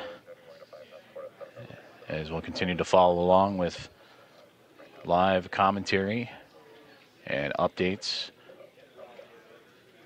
leading into the welcome ceremony and opening remarks on the arrival of Axiom Mission 4.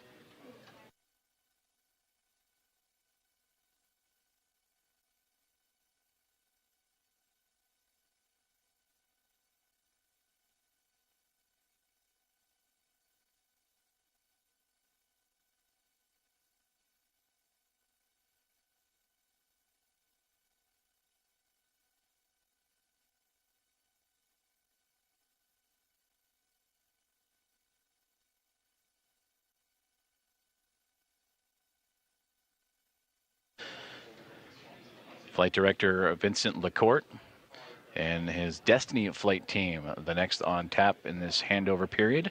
And there you see him in the foreground, setting up next to Allison Bollinger, Flight Director that just completed her shift, welcoming Axiom Mission 4 and her Athena flight team as they continue their handover period.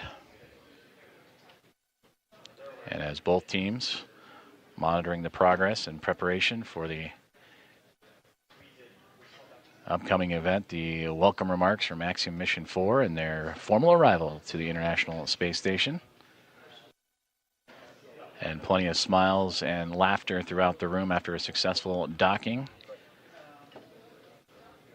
that occurred about 2 hours and change from now. And that was at 5:31 a.m. Central Time, in which The Dragon Grace spacecraft, soft capture, then hard capture connected to the International Space Station, and it's a space-facing port on the Harmony module. Hooks connected to form the hard mate, and then over the next 2 hours would begin the procedures to pressurize the vestibule, the gap between the Dragon spacecraft and the International Space Station. That was at vacuum. They wanted to bring the atmospheric pressure equal to that of what's inside Dragon and the space station, which is relative to here on Earth, which is equal to about 14 psi, which is sea level. And once that was able to be accomplished, the APAS hatch on the space station end was open. Shortly there followed by the pressurization and opening of the Dragon hatch. And that would occur at 7:14 a.m. Central Time. And now the crew is aboard the International Space Station, settling in after a little more than a day's transit to the orbiting laboratory. And we look forward to hearing from them here shortly for welcome remarks. And again, tracking around 8:35 a.m. Central.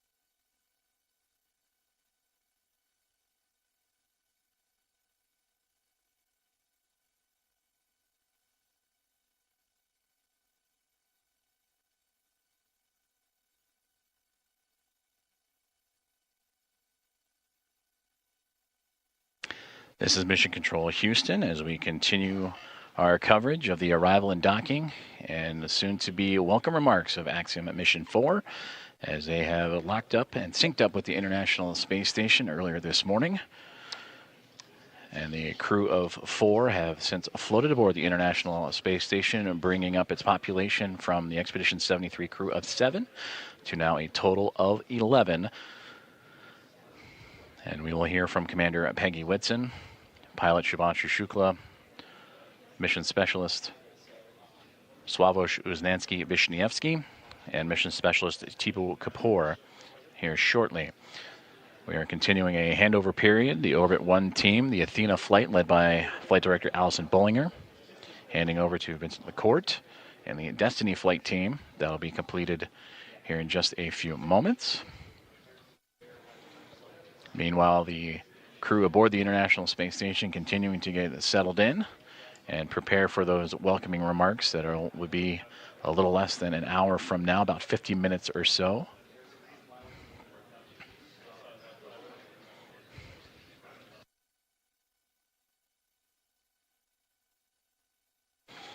The Axiom Mission 4 team that just arrived and entered the International Space Station shortly after the opening remarks will settle in and recover and soon to get to work as they will participate in around 60 science investigations representing 31 countries and more than 24 of those experiments sponsored by the ISS National Lab. They'll also participate in a wealth of outreach activities that they will participate during their approximately 2-week mission.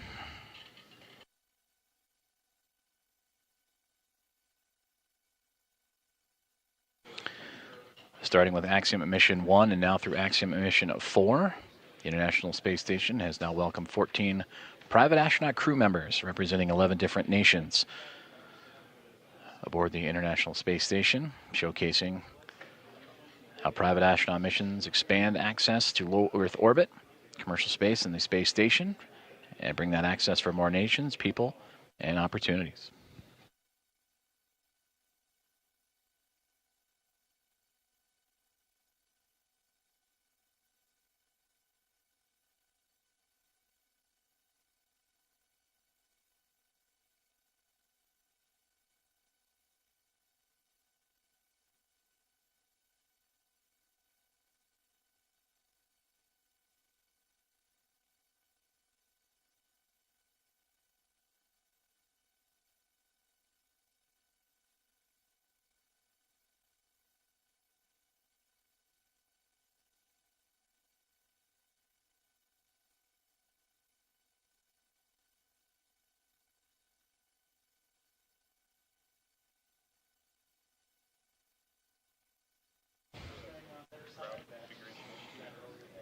The views you are seeing now are from the external cameras on board the International Space Station, looking at the Dragon spacecraft as the vehicles now enter an orbital nighttime period.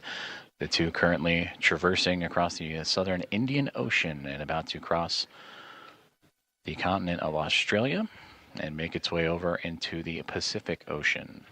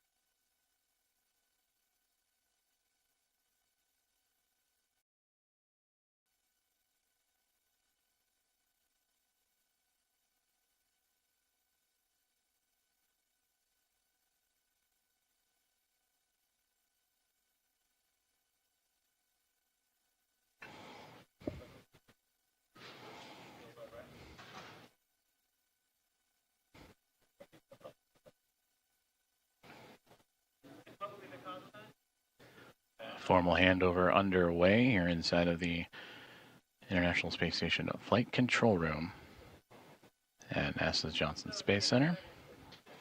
As the teams on the ground, Orbit 1 team, Allison Bollinger, Flight Director, in her Athena flight, handing over to Vincent LaCourte and the Destiny flight team, who will take over and continue to monitor the progress of the arrival of Axiom Mission 4, who are aboard the International Space Station, hatch opening between the SpaceX Dragon spacecraft named Grace, in which that hatch would open up at 7:14 a.m. Central Time, and the crew of 4, Peggy Whitson, Shubhanshu Shukla, Sławosz Uznański-Wiśniewski, and Tibor Kapu, welcomed with smiles, photos, handshakes, and hugs from the 7-member Expedition 73 crew that feature NASA astronaut Anne McClain and Nicole Ayers, along with Johnny Kim, JAXA astronaut Takuya Onishi, Kirill Peskov, Sergei Ryzhikov, and Alexei Zubritsky of Roscosmos.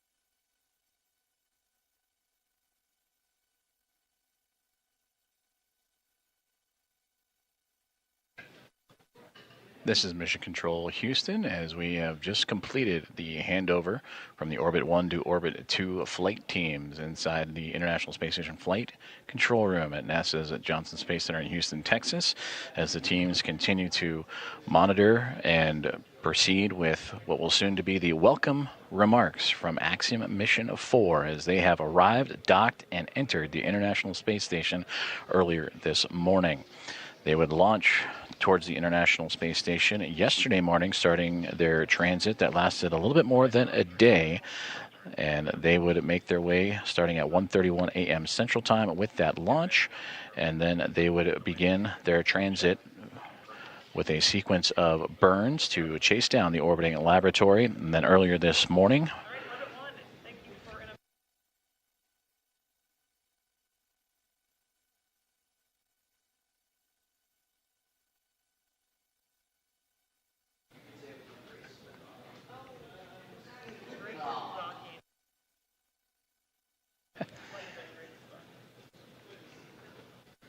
and pausing there for the final remarks from Flight Director Alison Bollinger, who oversaw today's docking of the Dragon spacecraft, aptly named Grace. And she said, graceful docking for the craft to the International Space Station in the space-facing or zenith port of the Harmony module. And that contact would occur at 5:31 a.m. Central Time earlier this morning, and then the hatchways would then take about the next 2 hours or so to make sure all leak checks and inspections were performed step by step for both the teams inside the Dragon spacecraft and Axiom Mission 4, as well as the Expedition 73 crew aboard the International Space Station. And then the hatchways would open up to allow the crew to come on board. That would occur at just after the 7 o'clock hour, at 7:14 a.m. Central Time, that the hatchway would open. And Peggy Whitson, commander of Axiom Mission 4.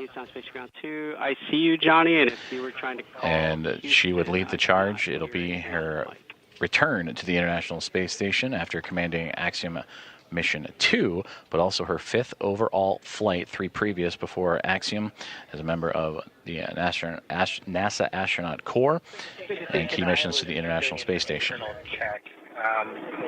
I can do the CNN voice check now if you'd like. From there, check in with PAO to see if they're ready.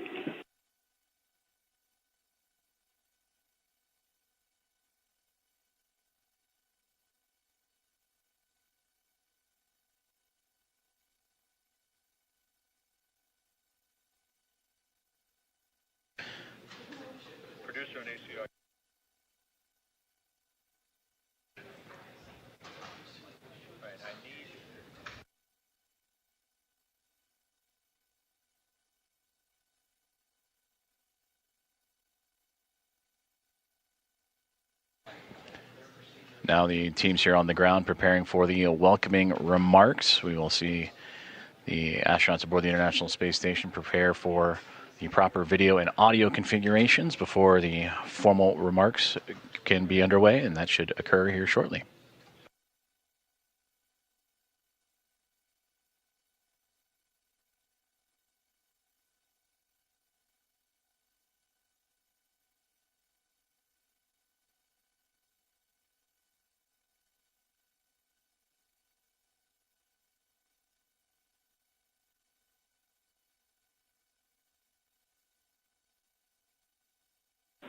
Station Houston on Space Ground 2 for Johnny. Hey, we're rerouting video. Give us a couple minutes and then we'll let you know. But we're getting ready for a CNN voice check shortly. Roger, sounds good. Thanks. This is Mission Control Houston as we continue to prepare for the welcome remarks from Axiom Mission 4, communications between the teams here in the International Space Station Flight Control Room, preparing to configure the appropriate cameras and audio to accomplish that welcome remark, as Axiom Mission 4 again has arrived to the International Space Station after a little more than a day's transit.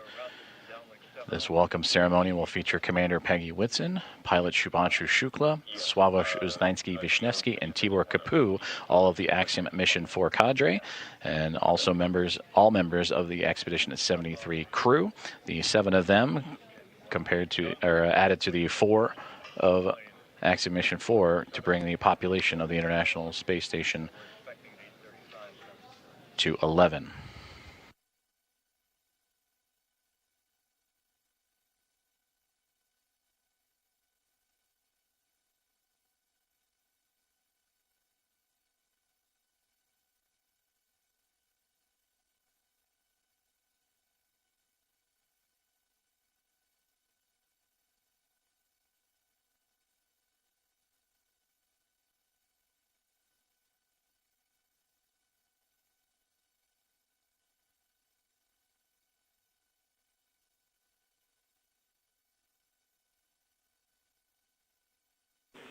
Station Houston on Space Ground 2 for Johnny. We're ready for those scene and voice checks.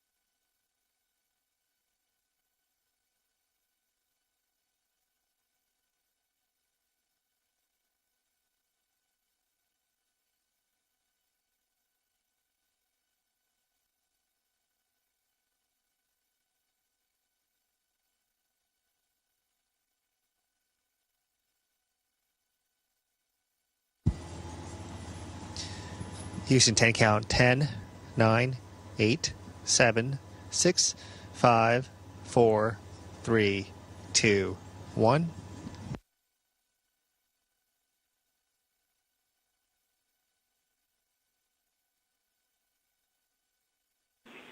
Johnny, we have a good scene, good voice. Thanks for the check. Yep, and just a friendly reminder, we're looking to start the event at 13:35.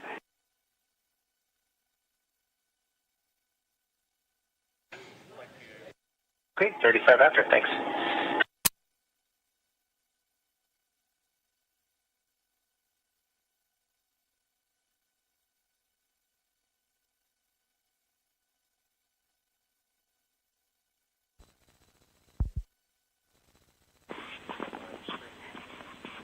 And Johnny, FYI, the current video that you are on is streaming live to NASA TV, so just FYI.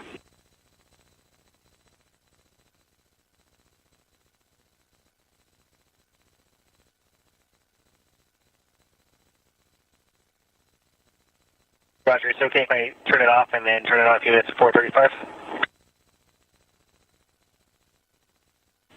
Sounds good. You can do that.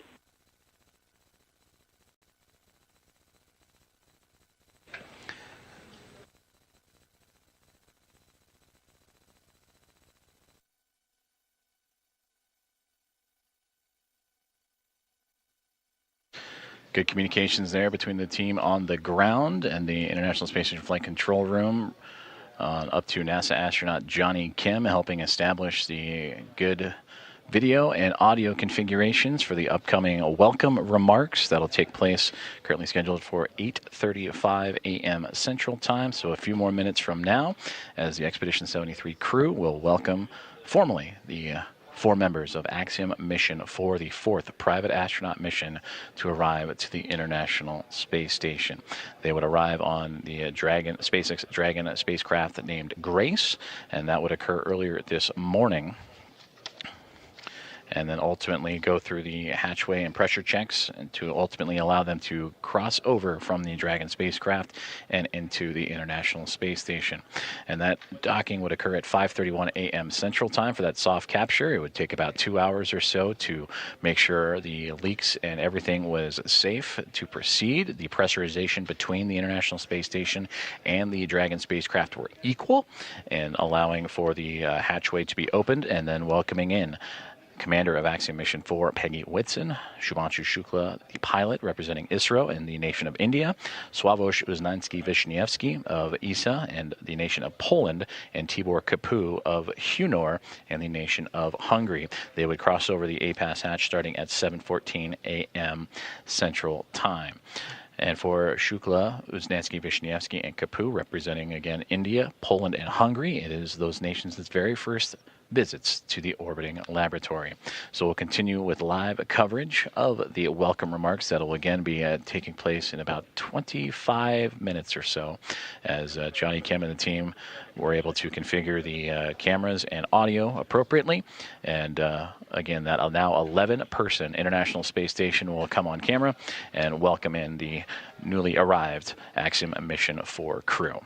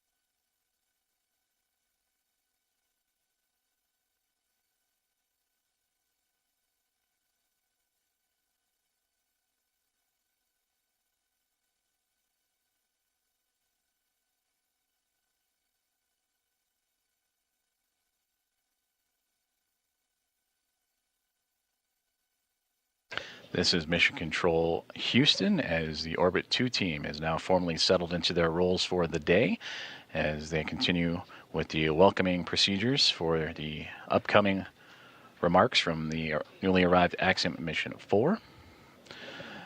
Flight Director Vincent McCourt and the Destiny flight team have now taken over, and will continue to work through as the Axiom Mission 4 crew begin their unpacking procedures and get to settle in aboard the International Space Station, the now orbiting lab with 11 members on board, currently in their midday meals and midday processes of their workday before transitioning into the back half of their day and then settling in for what will be a good night's sleep after a very eventful morning for us here in Houston, Texas, as well as those that followed along in the joint operations teams in both Axiom Space, also here in Houston, and SpaceX in Hawthorne, California.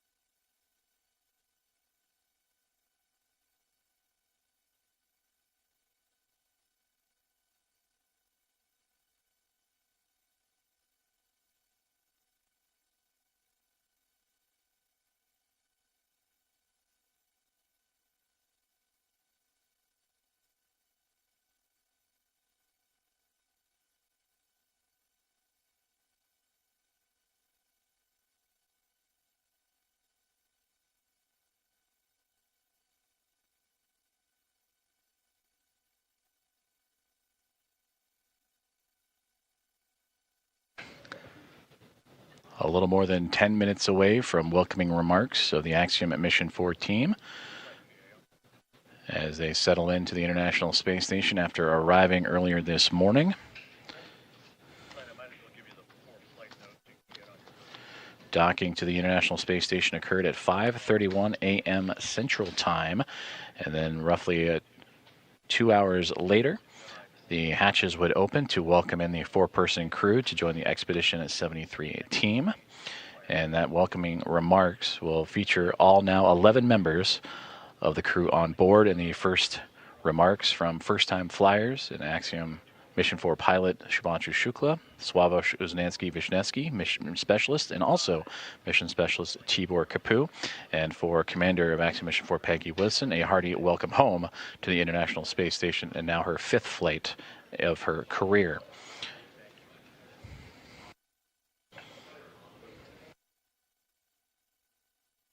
For Peggy Whitson, the most experienced U.S. astronaut in history, began this mission with 675 days under her belt, 9th all-time, but will continue to add to those incredible historical numbers as the Axiom at Mission 4 and its crew will proceed with an approximately 2-week mission aboard the orbiting laboratory, performing outreach events and research investigations, participating in around 60 of those investigations, representing 31 different countries.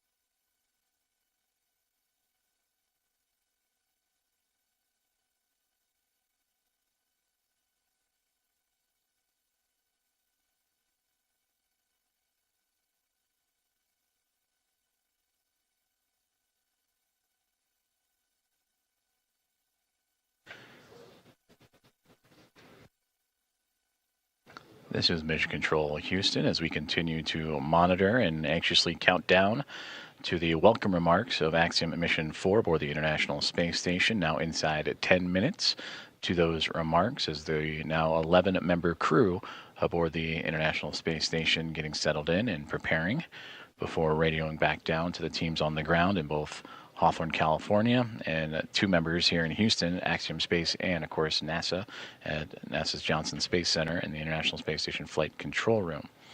Currently, the SpaceX Dragon Grace that brought the Axiom Mission 4 crew to the International Space Station together, connected, currently orbiting over the northern portion of the Pacific Ocean. They are in an orbital nighttime period, and we will bring you those exterior views once the station and spacecraft emerge into the orbital sunrise and orbital daytime. But until then, we will continue to track as the crew preparing for those welcome remarks now inside 10 minutes.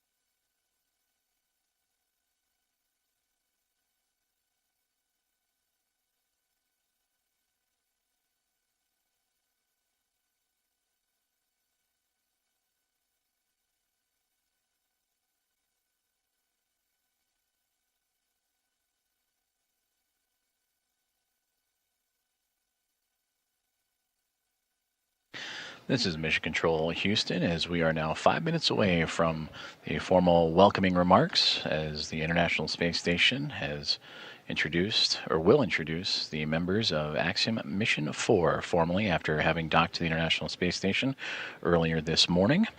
They would dock to the orbital outpost at 5:31 a.m. Central. After pressurization and leak checks would occur on both sides for both the teams inside the Dragon Grace spacecraft and inside the International Space Station, the hatches would be open to welcome in the four-person crew at 7:14 a.m. And we are now tracking for an 8:35 a.m. Central Time welcome remark, so a little bit more than a few more minutes away as the teams aboard the International Space Station currently settling in. It is the midway point of their day today after they were pressed into action early, as the arrival of Dragon would have them press right into their daily activations. For NASA astronaut Nicole Ayers and Ann McLean, they would oversee and monitor the progress of the Dragon spacecraft to the orbiting laboratory and execute those hatch opening ceremonies.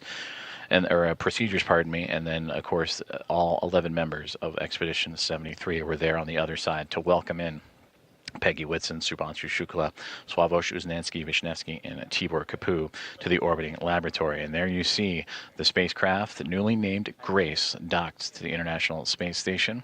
And that is where they will reside for approximately the next 2 weeks, as they will participate in around 60 research investigations, numerous outreach activities, and more, representing 31 different countries, as the International Space Station has now welcomed its fourth private astronaut mission. It is their first since Axiom Mission 3 would arrive to the International Space Station, and that would be back in January of 2024. And just out of view, you can somewhat see the nose cone. If you look to the bottom left-hand side, just past where that Dragon spacecraft is, that is another Dragon spacecraft, Dragon Endurance, at the forward port of the International Space Station in the Harmony module, as both Grace and Endurance flying in front of the International Space Station, 2 of now 5 vehicles that are attached to the orbital outpost. Also Soyuz MS-27 that brought NASA astronaut Johnny Kim to the International Space Station, and 2 cargo craft, Roscosmos Progress cargo craft, also attached to the International Space Station. So a full house, both externally and internally, on the orbiting laboratory.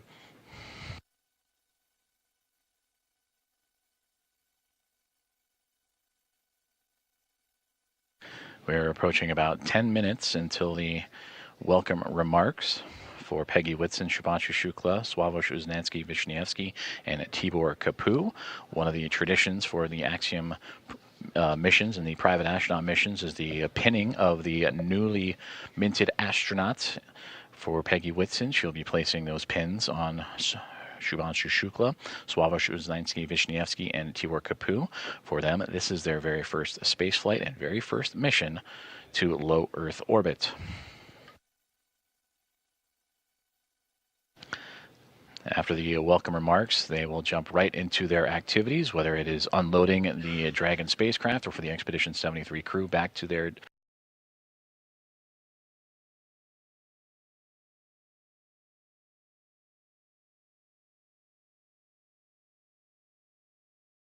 space station.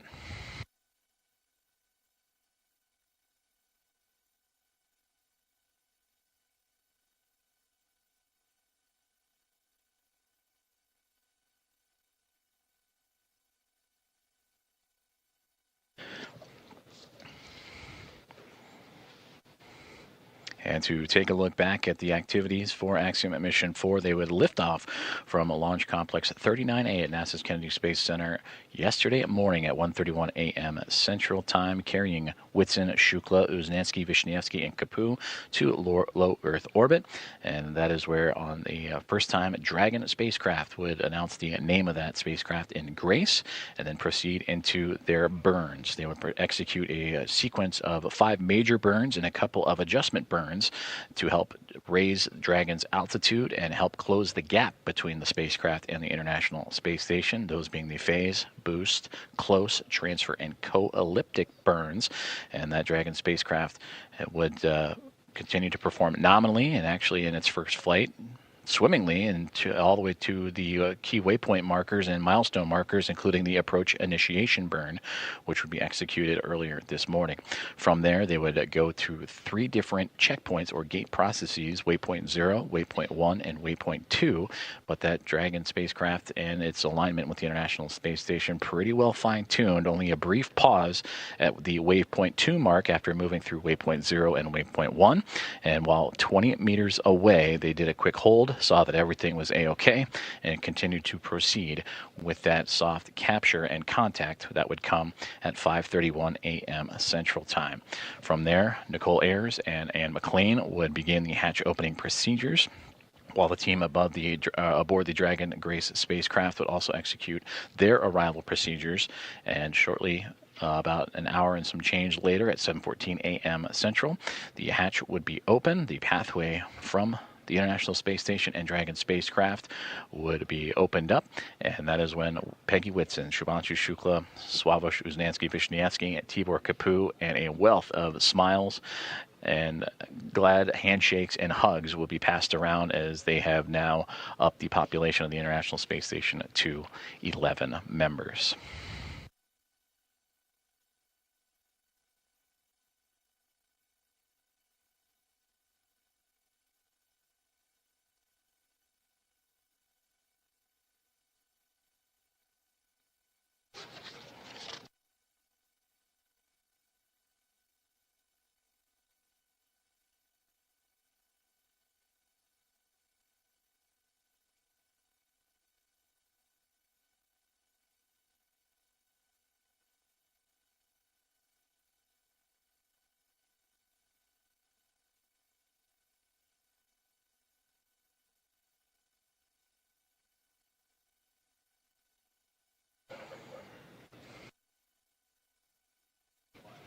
We continue to proceed towards the welcome remarks about 8 minutes from now, and we'll be sure to turn over all communications to the audio and video team as we will await the Expedition 73 crew and Axiom Mission 4.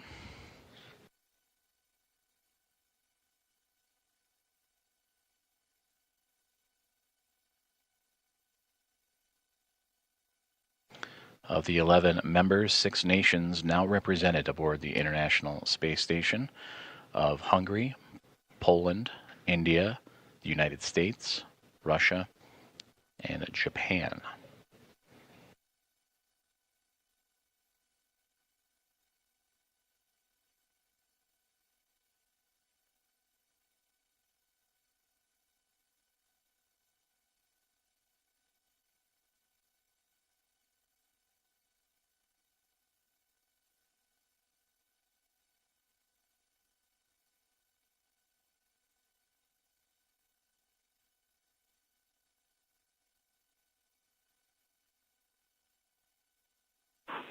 Station, Houston on Space Ground 2 for Johnny.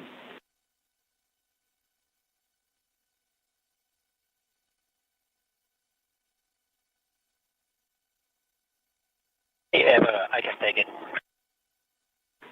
Yep, yeah, just looking for someone to turn on the camera for the PAO event and do a quick 5 count just to make sure we're still good before we start.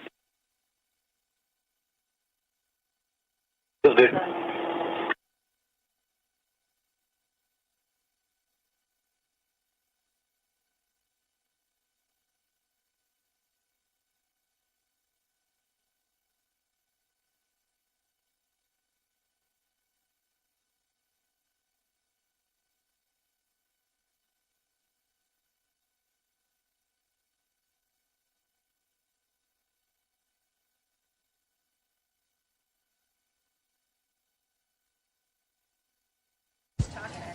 Okay, this Houston, this is station. I can give you 5 counts. 1.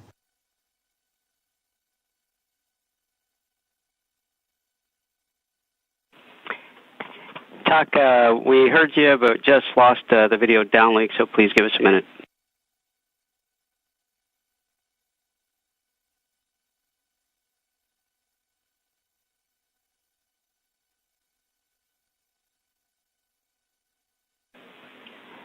Talk, oh, there you go.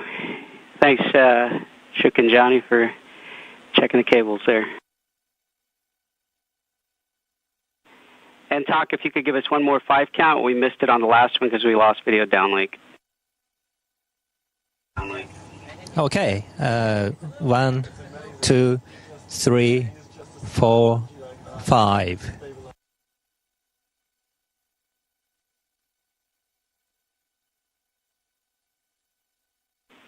That was a good scene and voice check, and we'll be ready to begin after the handover.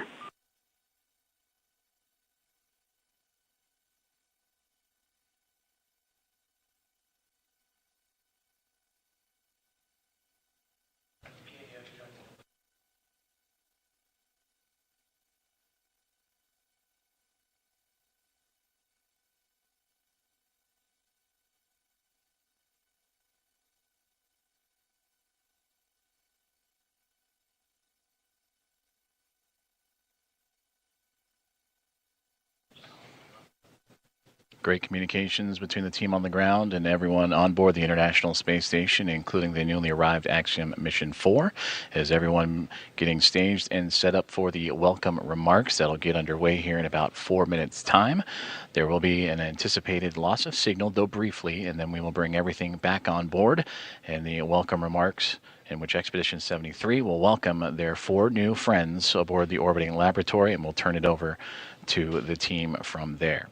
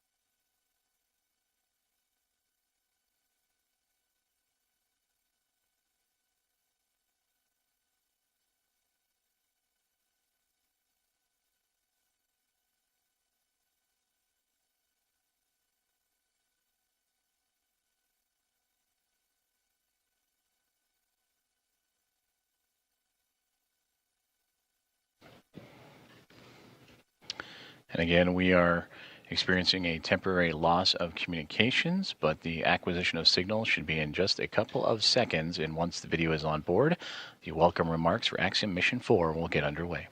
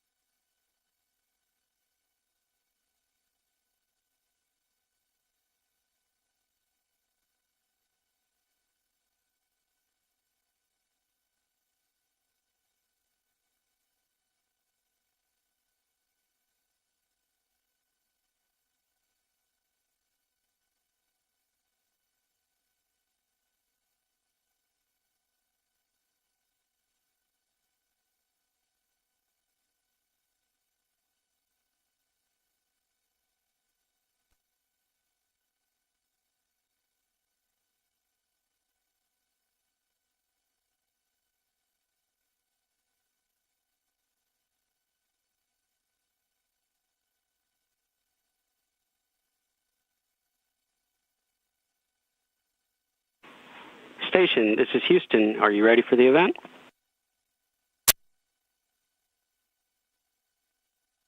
Houston Station, we are ready for the event. Please begin the welcome ceremony. All right. Grace crew, welcome aboard the International Space Station. On behalf of Expedition 73 crew, I'd like to make a couple of opening remarks.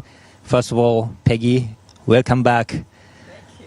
It's a great honor and privilege to have such a legendary astronaut like you on board with us.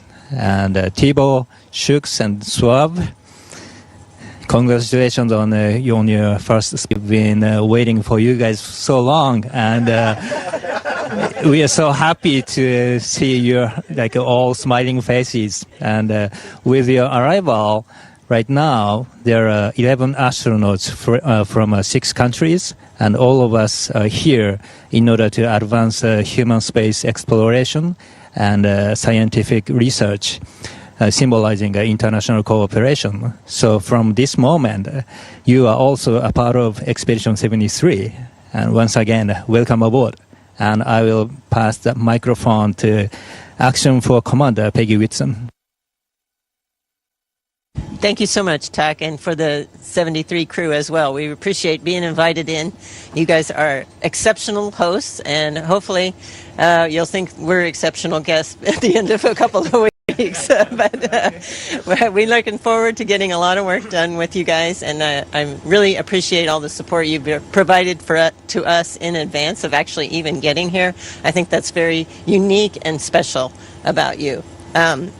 And the best part about being a commander on a mission with all rookies is you get to watch the rookies go through it for the first time. And it helps you remember some of the things you went through the first time. But it also, it's just very special to get to relive the experience again through these guys. And so I'd like to give these guys their astronaut pins. So we'll start with Shubhanshu Shukla, astronaut number 634. Wow.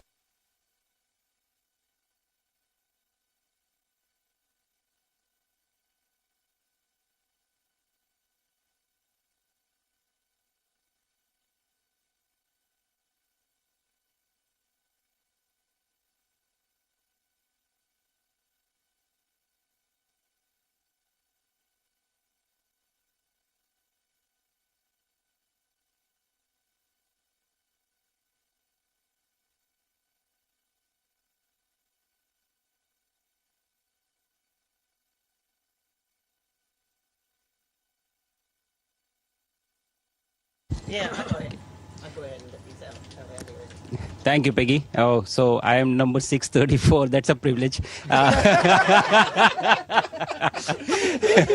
No, but to be fair, it is a privilege to be amongst the few who have got the chance to see the Earth from a vantage point that I have been able to see now.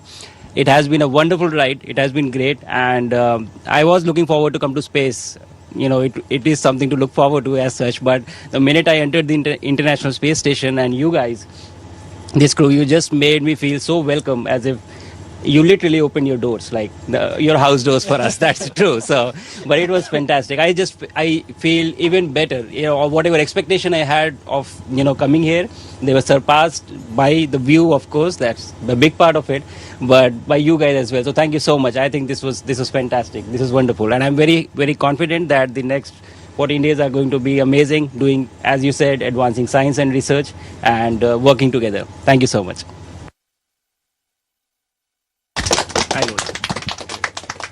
And number 635. Slavosh Uhanskí.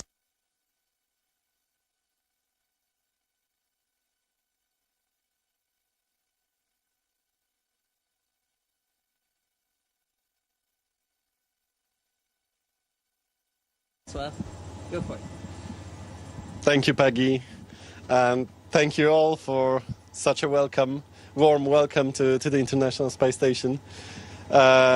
Expedition 73, 11 people. I remember this moment from our training that we met already once before, all of us, in Houston, and now we are meeting up here on the International Space Station. So this is such a tremendous place. For me as an engineer and a scientist, this is an ultimate scientific laboratory where we come to do science, to test our technologies of our countries, to do technology demonstrators and science outreach that I can't wait to do for the next 2 weeks.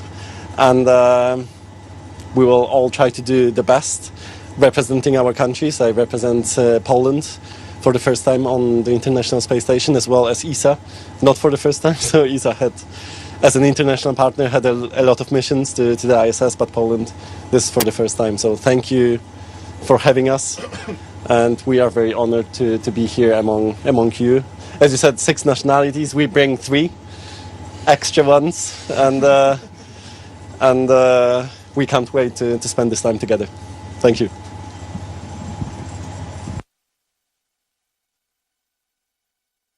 And last but not least, number 636, Tibor Kapu.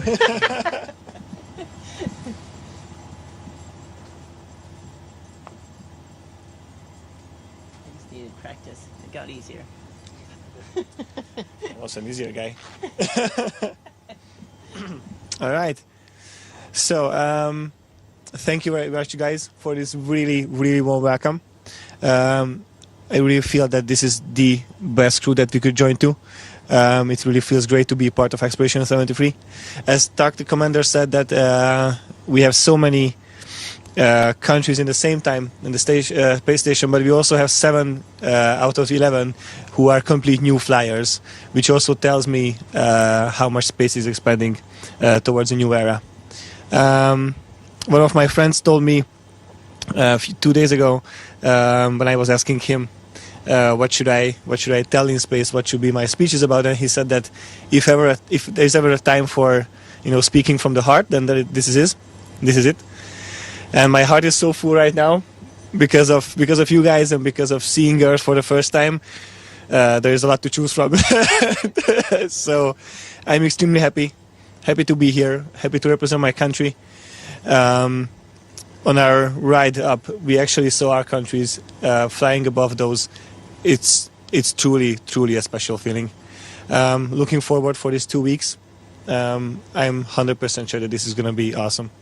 Thank you.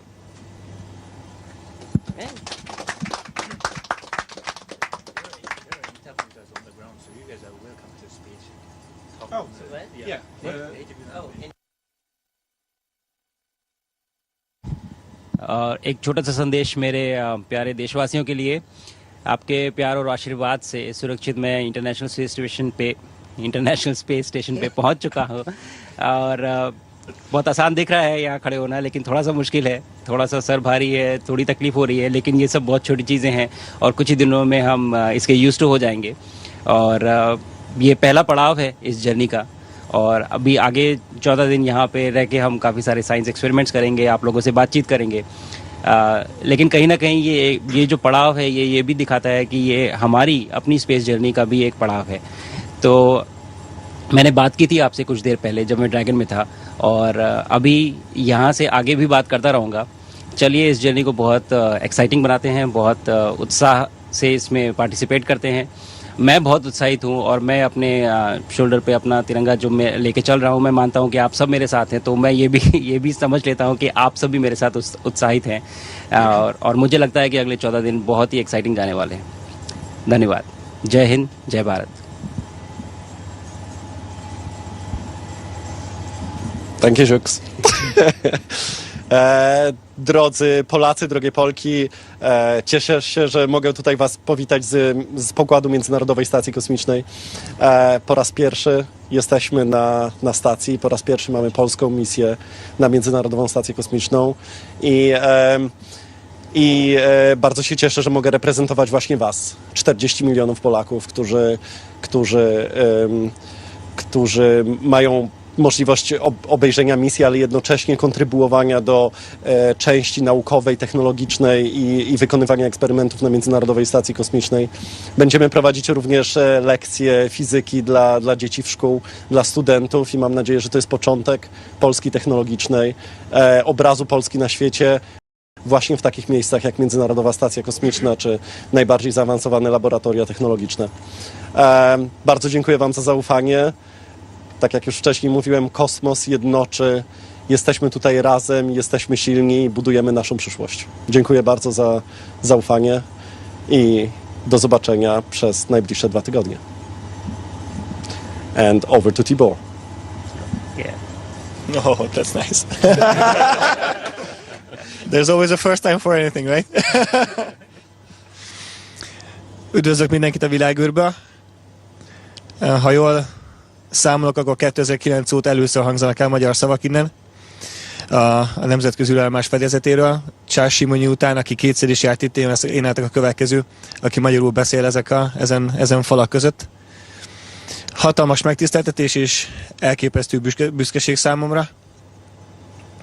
Alig 30 órája se vagyunk a világűrben, de már volt alkalmam beszélni a szüleimmel egy pár perce, akik elmondták azt, hogy az ő szemükkel mit láttak a Földről, amikor mi elhagytuk azt, és már látjuk, hogy micsoda hatása lesz ennek a küldetésnek, és amikor azt mondom, hogy küldetés, az nem véletlen. Nekünk ezzel a pár következő nappal, héttel valóban egy küldetésünk van. Nem csak egy tudományos küldetésről beszélünk, nem csak kísérleteket fogunk elvégezni, egy inspirációs jelleggel is vagyunk itt. Szeretném megmutatni azt, hogy még egy ilyen kis nemzetnek is sikerült egy ekkora hatalmas dolgot végrehajtania. Én vallom azt, hogy kis nemzetek tudnak a legnagyobbat támadni. Szeretném megköszönni mindenkinek azt, hogy lehetővé tette ezt a küldetést, ezt a lehetővé tette ezt az elmúlt pár órát és a következő napokat. Még egyszer csak azt tudom mondani, hogy rendkívül hálás és büszke vagyok, hogy magyarként itt lehetek.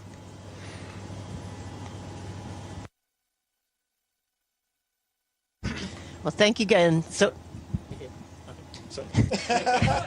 Thank you again for welcoming us so openly and warmly. We really, really appreciate all of you and all of the team on the ground as well. Thank you.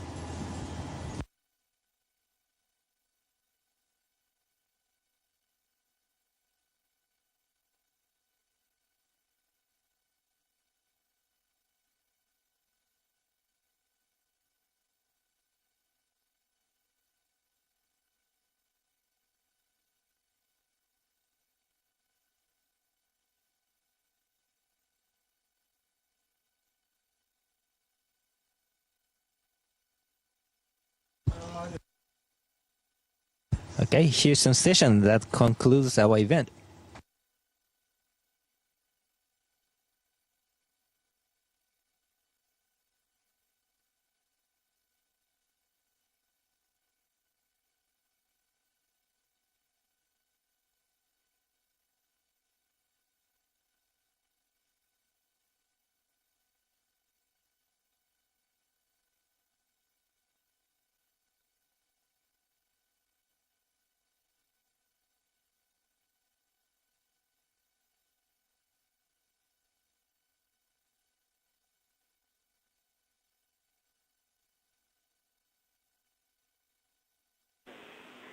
Thank you to all participants. Station, we are now resuming operational audio communications.